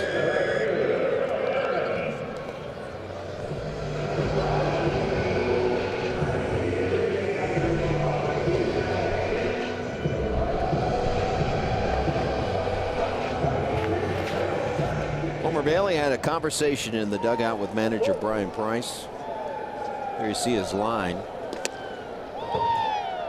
Will he go out for another? There is a pinch hitter on deck. See what Phillip Ervin does here in the 8 spot.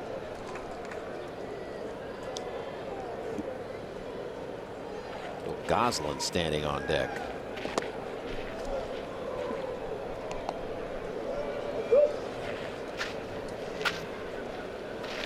Ervin 0 for 2 has struck out both times up.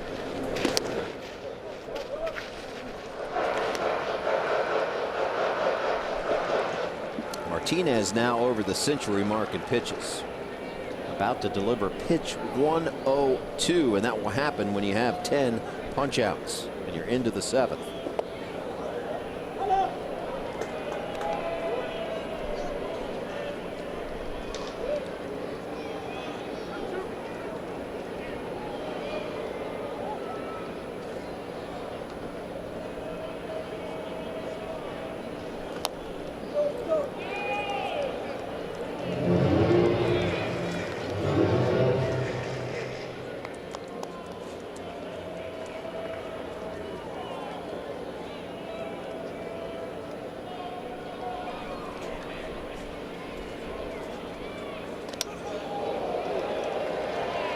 Goslin will come to the plate. And he will represent the tying run as Phillip Ervin reaches first the hard way. Well, ball just got away from Martinez. You can see the reaction right now. He's like, why did I do that? I got the number 9 spot coming up. And it was going to be a nice, easy inning again. He had strung together 2 consecutive 1, 2, 3 innings, and now Mike Maddox is going to come out and just kind of settle him down a little bit.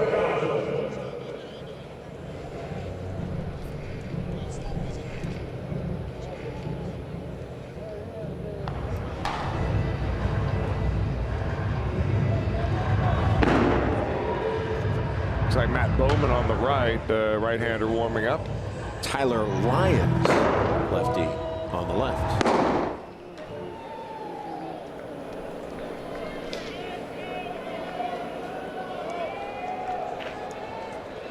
So here's Goslin. 2 outs, Irvin on first base.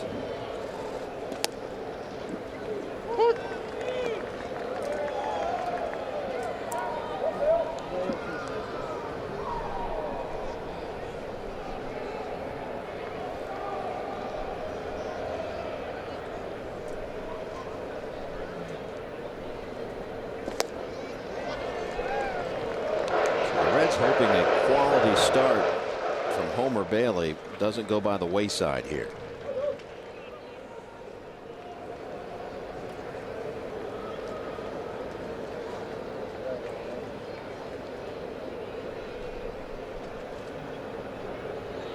Oh, 2 pitch. Goslin stays alive.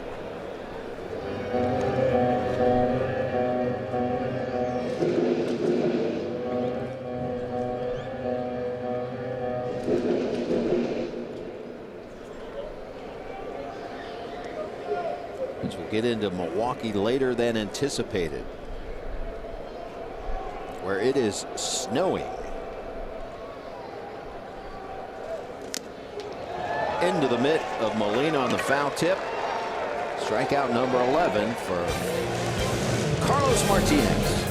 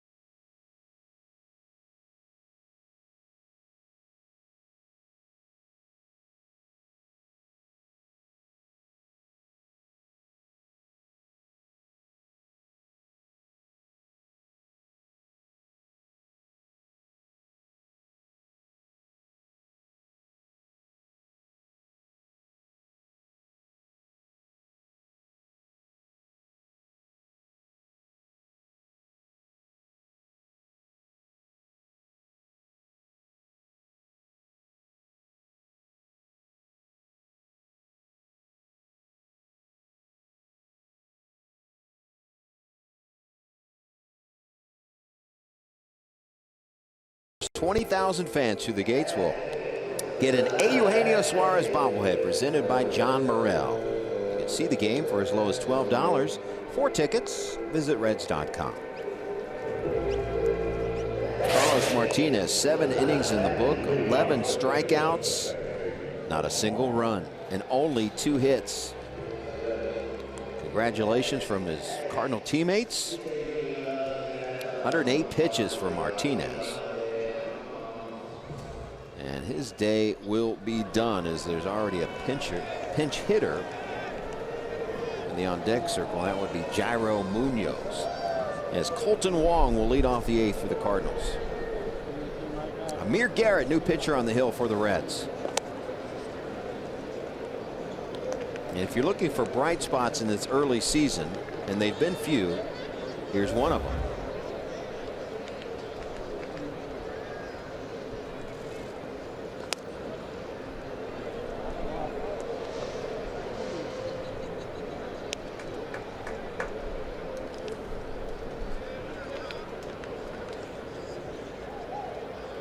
Close the book on Homer Bailey. It's his 3rd quality start of the season.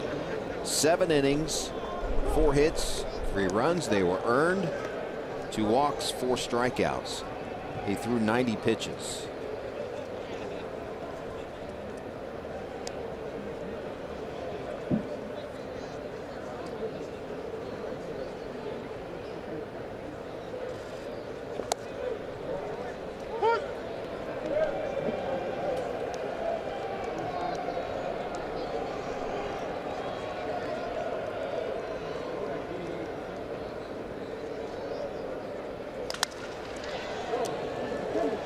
Braza. 1 out. April in the OHIO hits the road tomorrow as the Reds travel to Milwaukee to face the Brewers. Reds Live kicks off the coverage at 7 o'clock right here on Fox Sports Ohio. You can stream it live on Fox Sports Go. April in the OHIO is presented by Menards. And currently 28 degrees and snowing in Milwaukee.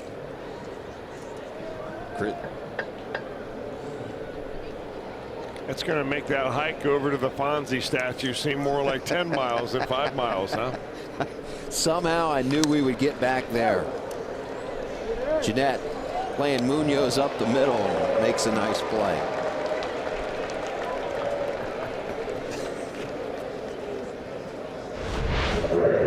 This is one of these instinct plays, and it's a good thing Garrett didn't get a hand on that. Yeah, that's the one thing that you can train yourself to do, though, which is stop reaching with your bare hand. It really only bad things can happen when pitchers do that. Because normally what happens, it never hits you right in the palm. It always hits you in the tip of the fingers. And that's when you really risk having some injury done. Good breaking ball there by Garrett.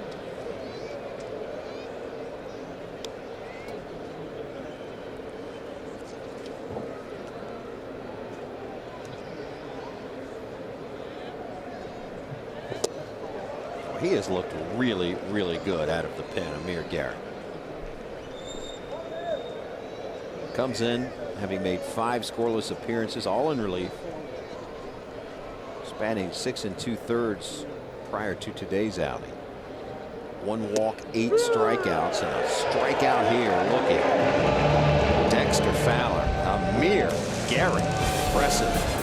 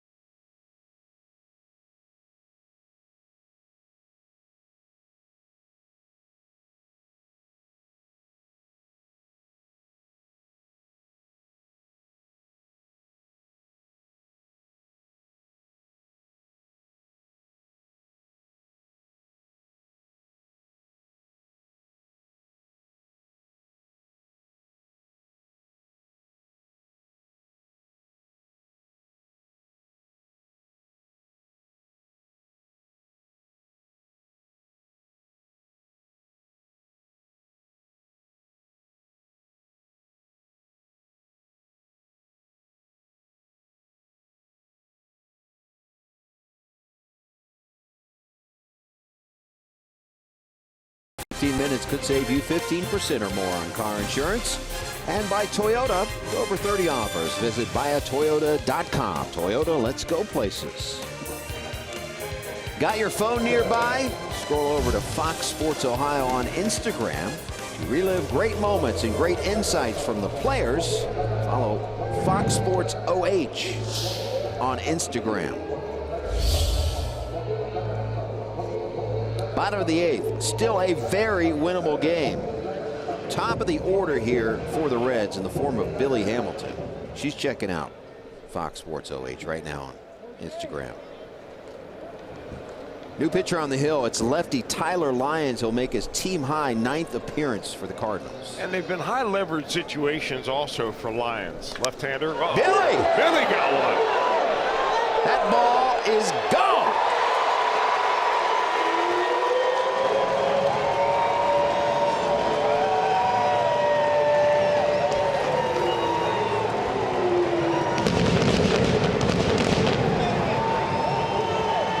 catches them all. First of the season. Reds on the board. Well, that was a no-doubter, really, not because it went so deep into the bleachers in left field, but because it sounded like a firecracker going off when it hit the bat. Just like that, that dugout's got a little bit of electricity in it.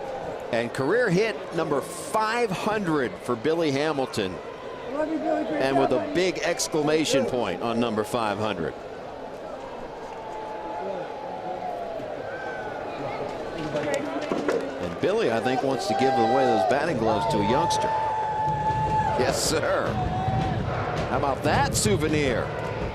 Well played, Billy Hamilton. He might change that Votto shirt to a Hamilton shirt.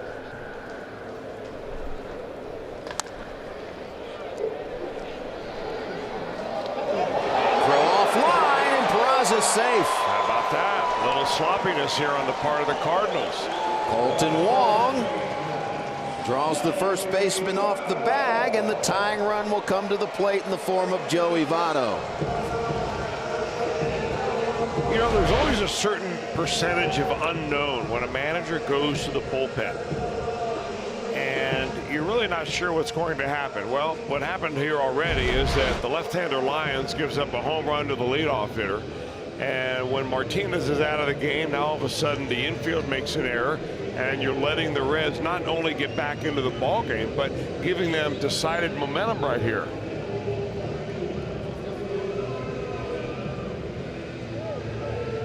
Mike Maddox back to the mound. Dominic Leone will begin to warm up for the Cardinals. Won't see it often, but Billy from his natural right-hand side.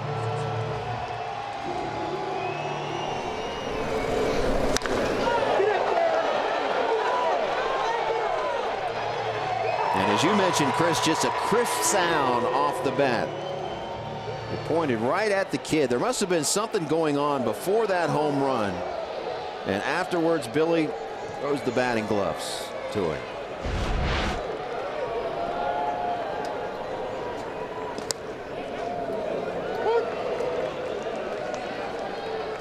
All right, big situation in this game. Tying run at the plate.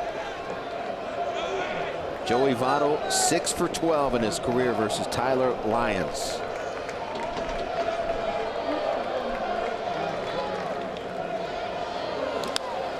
Other way, but foul.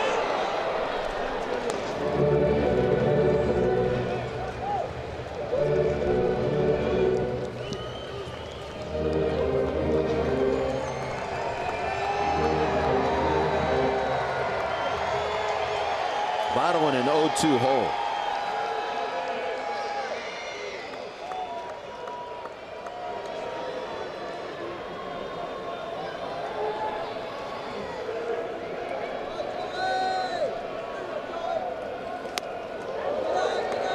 One and two.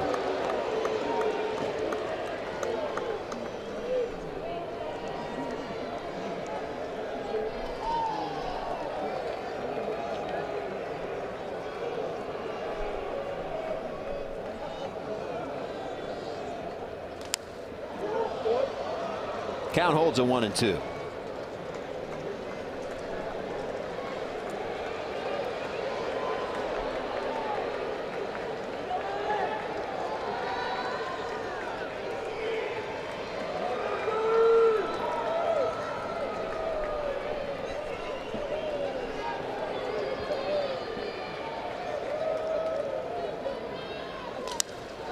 Could be two.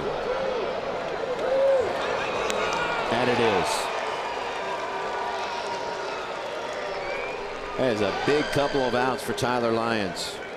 Well, it really has a tendency to suck the wind right out of the sails here. You even if you get on by an error, you feel the momentum building after a leadoff home run. One thing you said early, Jim, and it's really been proven out to be exactly very accurate today, is that the wet grass, and you know, they take the tarp off, and then it rained. It has really slowed the ball down. Every ground ball that's been on the infield has been almost pulled to a dead stop. And Lyons got the double play ball he needed. And now Scooter Gennett. A 6-game hitting streak overall and a 15-game streak at Great American Ballpark on the line here, perhaps, for Scooter. That's probably the last thing on his mind. No question.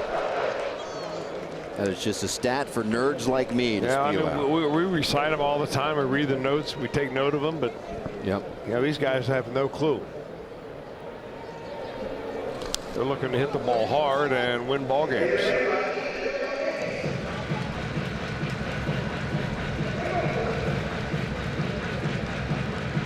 And the understatement of the century, boy, could they use a comeback victory here.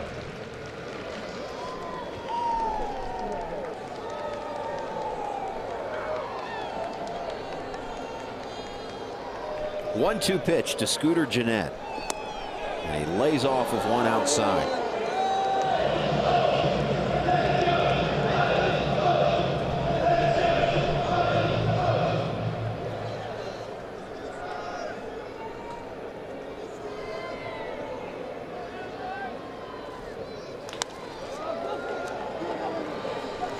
This time Wong makes the play.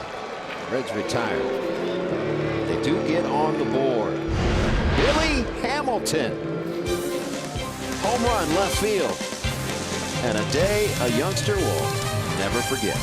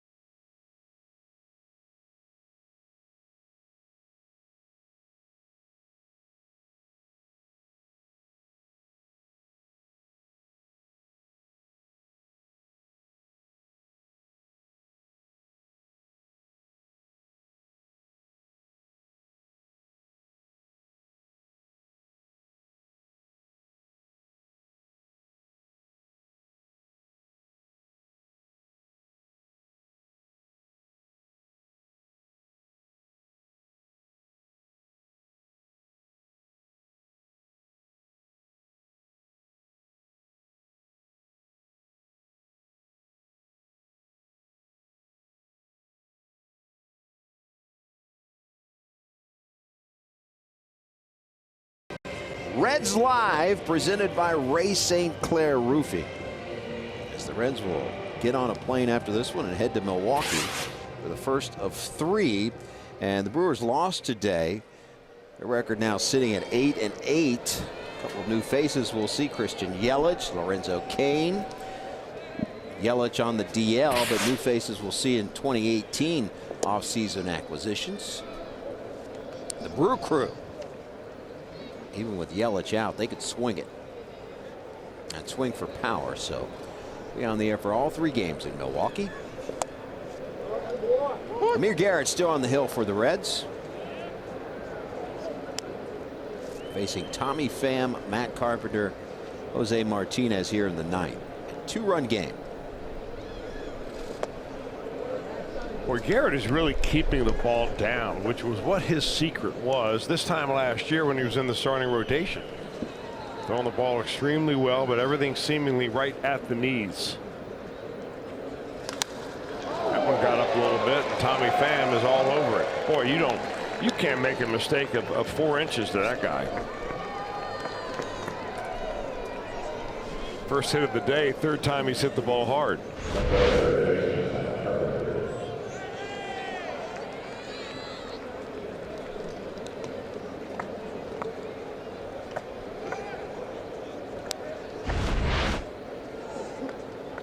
And now Carpenter, nobody out.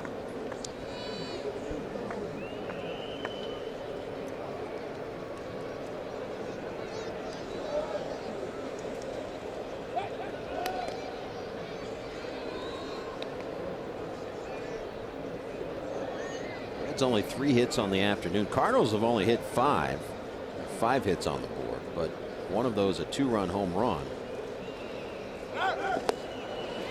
Throw down. They got the runner caught up. Pham Running. That's it.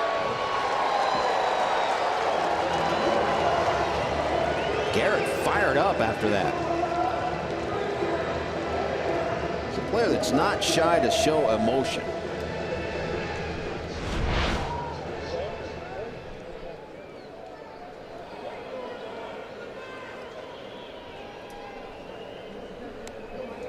Got a mirror. I love it. Kid plays with emotion, and he's an easy kid to root for. Yep. He told me he added a slide step to his repertoire this year, and he'll do it even with runners not on base because he wants to simply mix in keeping hitters off balance.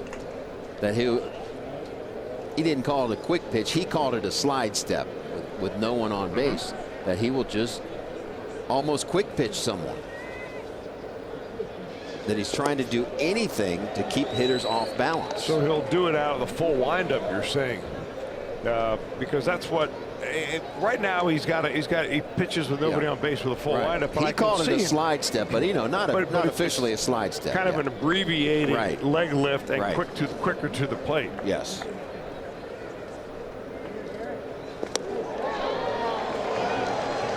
Oh yeah, Matt Carpenter off balance, whatever that means, and it's not easy to do to have that easy of a strikeout from Carpenter. Although he goes down on strikes for the 2nd time this afternoon.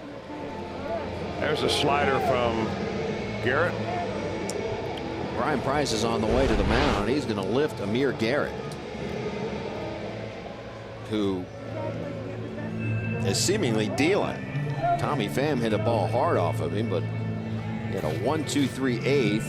He just struck out Carpenter, but he will go to his pen and bring in Jared Hughes. It's our Skyline Chili call to the bullpen.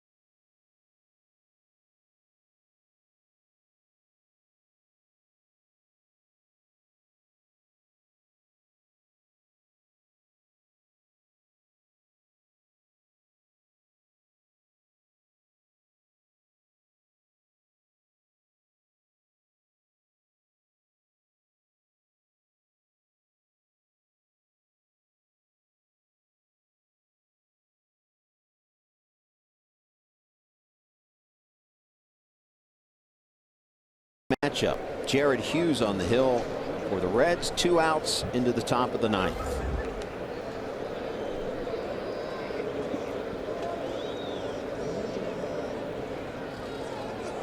First pitch to Jose Martinez. Ball 1.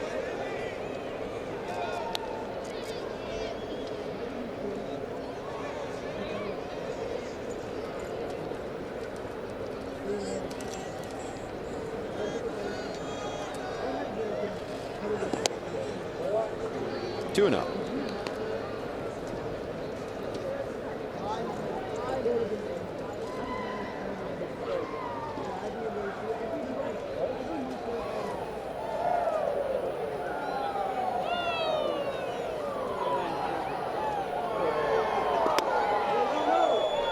Appeal no. 3 balls and no strikes.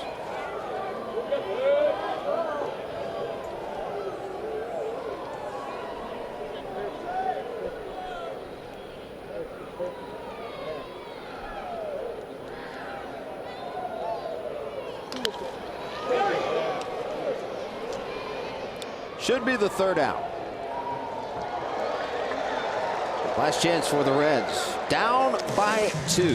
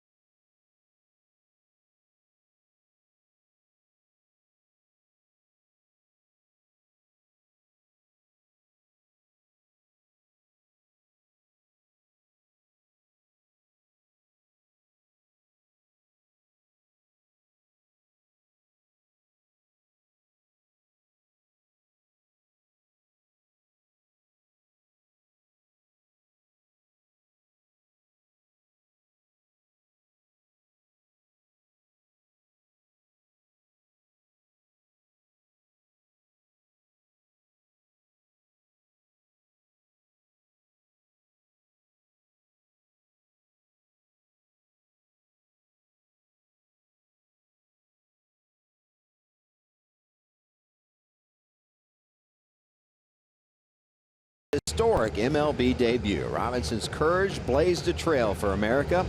Join baseball in commemorating Jackie Robinson Day. Go to MLBcommunity.org to learn more. We showed you Jackie Robinson Day a couple years back when Billy Hamilton made his favorite catch in St. Louis. How about a Jackie Robinson Day home run? It is our Miller Lite hold true moment. Pulled the Reds within 2. And the batting gloves for that little guy.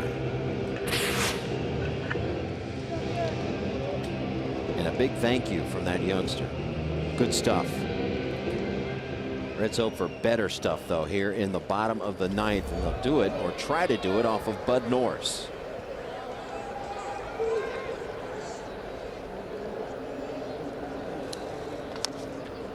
Duvall, Barnhart, Blandino here in the 9th. Couple changes defensively for the Cardinals. Greg Garcia moves from shortstop to third base. Paul DeYoung into the game. He is at shortstop.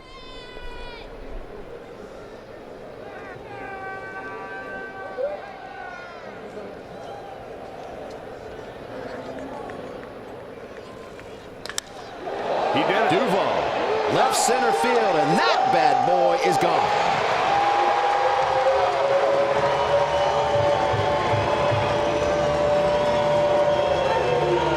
Reds within a run. Number 3 for Duvall.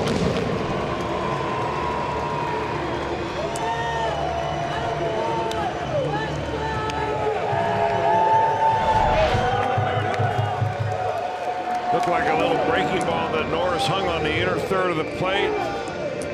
Just a couple of inches above the knees, and boy, that's a hitting spot for Adam Duvall. We saw him do that, what, 30 times last year. And plenty of juice to get out of here on a cool day. All right, here we go. Nobody out. And a brand new situation.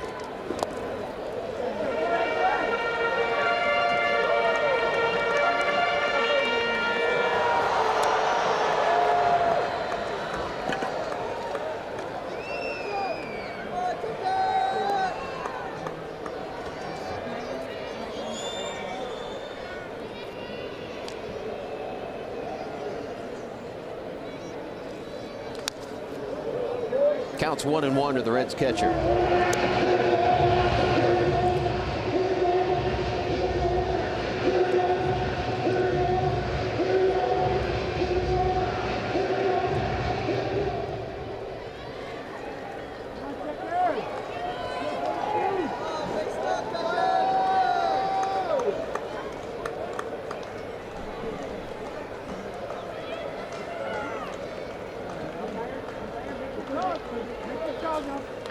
Bunt. Charging and not making the play as Barnhart goes tumbling down. He'll be at first base, but he's safe. And we're going to have to check on Jose Martinez. That's one of those dangerous plays where the throw took his glove hand right into Barnhart. And right now the umpires are discussing whether Barnhart was in or out of the acceptable runner's lane. Mike Matheny's going to run out there first. The trainer went out to see Martinez. Matheny probably torn between talking to Martinez and talking to the umpires. And let's see where Barnhart is running. He's in the runner's lane right now. That's where he needs to be. I can't see how they would call him for interference for that. And the reason you wouldn't is because it's bad throw. The throw was non-catchable. If it was right at Martinez, it's a different story. Yep. They're going to score that a base hit for Tucker Barnhart. And I tell you what, we've seen Tucker do it a couple of times. They've shifted on Barnhart before. And there's no one over there on the left side, but they were playing way deep. We've talked about this slow grass in the infield, which Barnhart has watched all day. Laid down a bunt, and he's the tying run. There's still a conversation going on between Bill Miller and Alan Porter, the home plate umpire. Could this be whether or not the ball went out of play and Barnhart gets second base? Could be. That's probably what Brian Price is wondering out there, trying to get his runner in the scoring position. It's the only thing I can think of. Certainly wouldn't be anything with the batter-runner interference, not with a throw coming from the third baseman.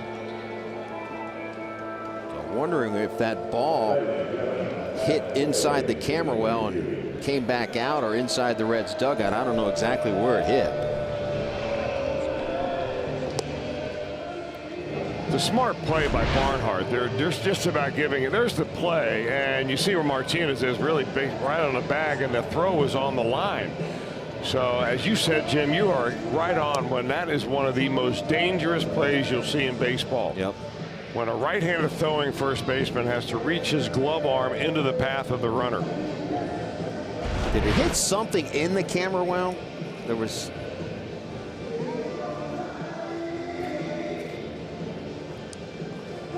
Yeah, they are challenging whether or not the ball left the field of play.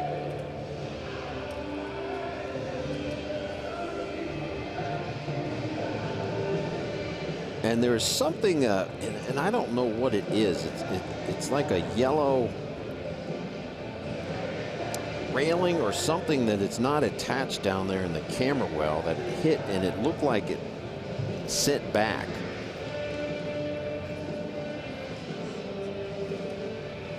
Well, as soon as it goes out of right play, there, I think you're talking about this thing right here. Yeah, that yellow thing. It's hard to see, but it looked like it hit that, and that yellow thing went back.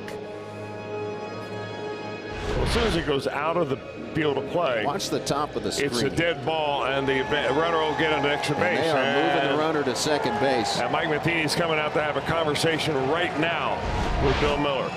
This should be an automatic ejection, should it not, after a replay? Well, if you're arguing the review of the replay, yes. If you're asking for an explanation, no. So the runner moves to second base, and it is a pinch runner. Jesse Winker is off the bench into the game to run for Tucker Barnhart, and there he is.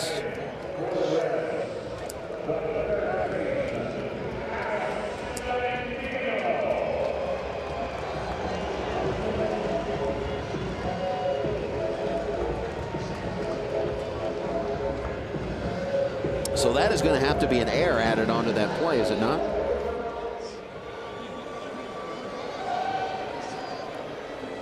Allowing the runner to go to second base.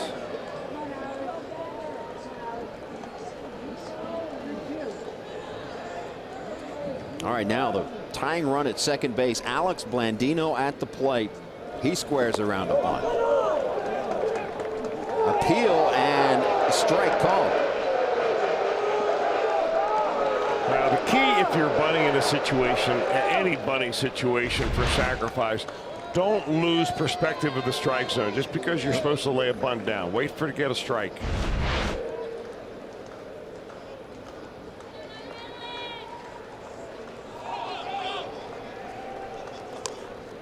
And he fouls it off, and he's in an 0-2 hole. So now decision time. Do you have him square around again, or are we swinging away at 0-2?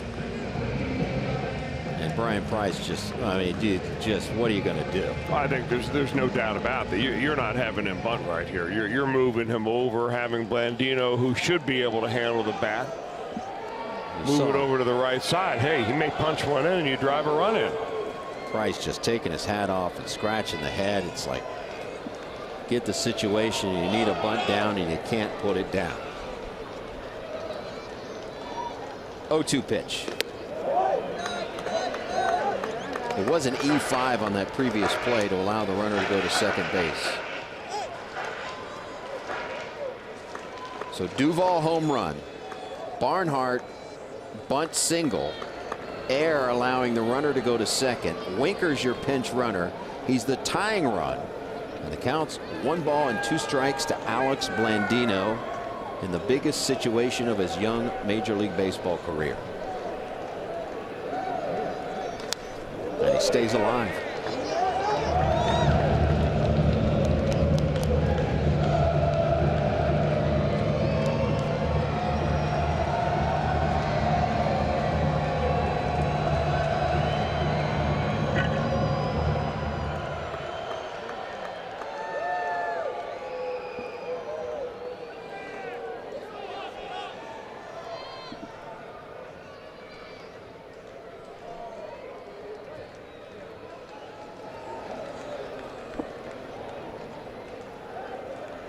Swing and a miss. Now, once Norris got 2 strikes on him, he worked him over pretty good. Threw a high fastball, 95, eye level, and comes right back with the slider. Textbook. 1 out in the inning.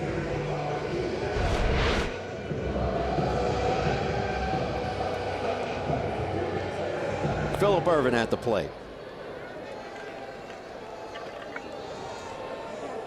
Devin Mesoraco has climbed into the on-deck circle for the Reds.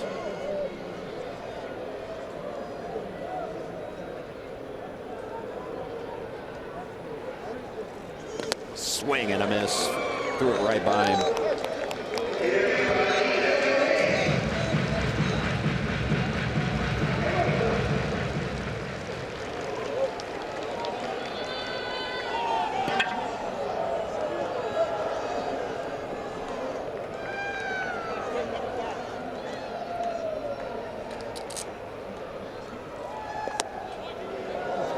Strike 2 call.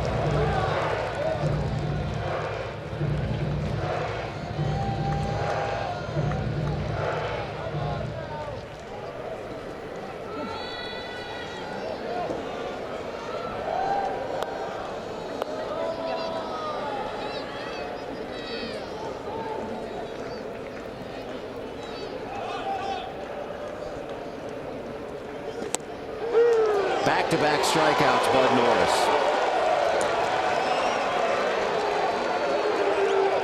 Turning up the heat when he needs it.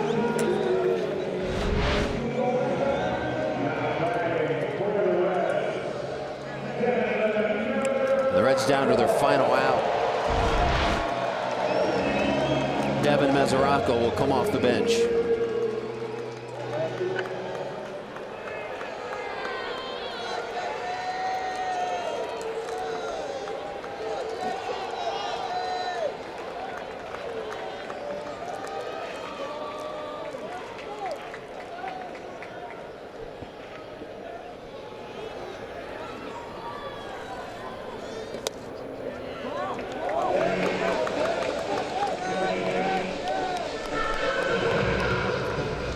Mesoraco 4 for 9, a home run in his career off of Bud Norris.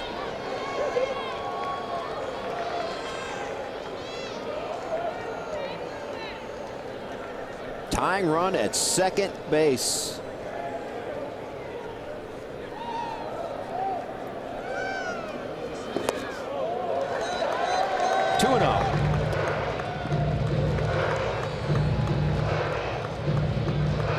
I wouldn't think that Bud Norris seems it's necessary to go after Mesoraco now that Mesoraco's worked him into a hitter's count.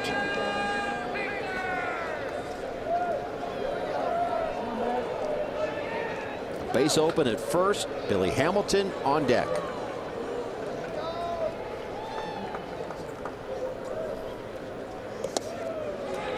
Puts it in there for a strike.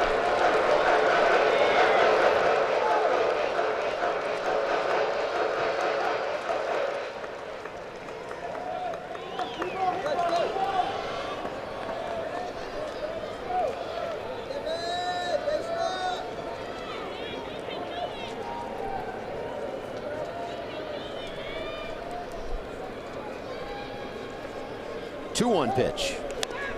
Hit him. Got him. Those are the ones that hurt. That's exactly the type of play that fractured the thumb of Eugenio Suarez.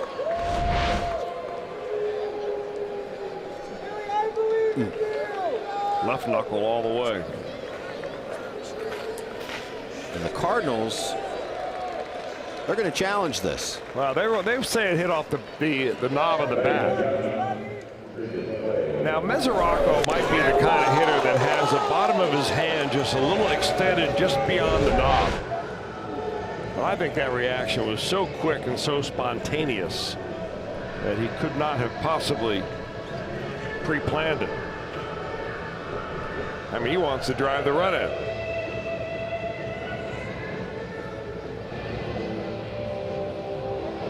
If you're wondering, there is no such thing as hitting both. Either hits the hand or doesn't. So it's either a hit by pitch or not a hit by pitch. So if it hits the bat and then hits your hand, it's foul ball. Foul ball.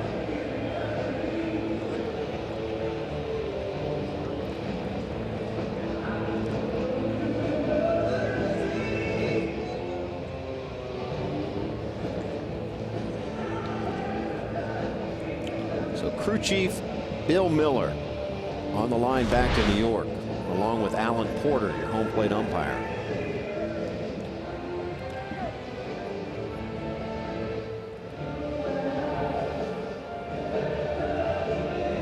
Man, I tell you what, they're going to keep Mesoraco at first base. Almost impossible to tell what it hit first. Like it got some of that knob of the bat, but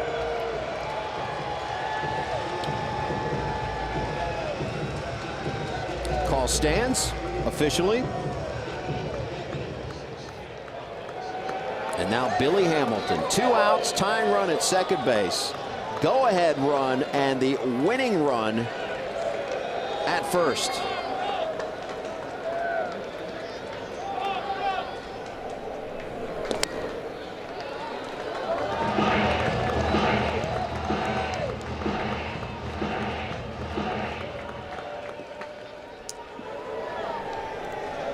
Billy, a home run last time up. That came from the right-hand side. The switch hitter will bat left against the righty Bud Norris.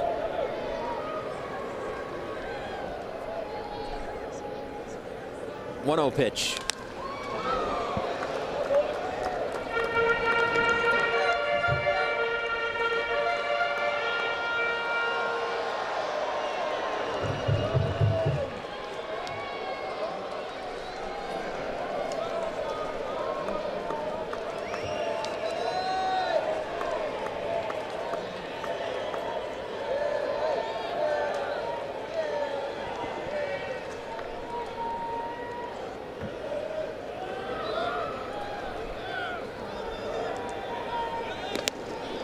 Strike call.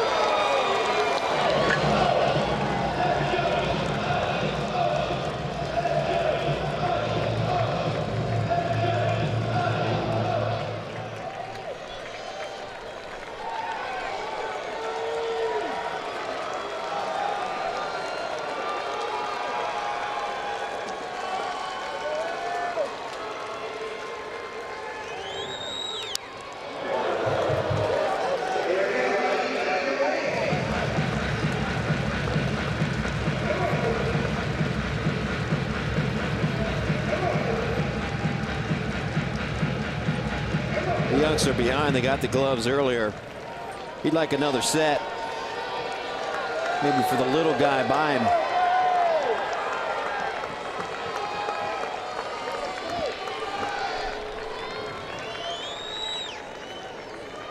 1-2 pitch. Left field. Coming on, playing shallow is Bader, and he gloves it for the final out in the game. Reds rally falls short in the 9th, and the Cardinals complete a 4-game sweep. Well, Hamilton hit it hard, not as hard as he hit the home run, but right on the button there. But Bader on the run at the crack of the bat picks it off, and the Reds will have to wait one more day to put a W on the board. 3-2 is your final from Great American Ballpark. Stay with us. We've got Reds Live, the postgame edition, coming up.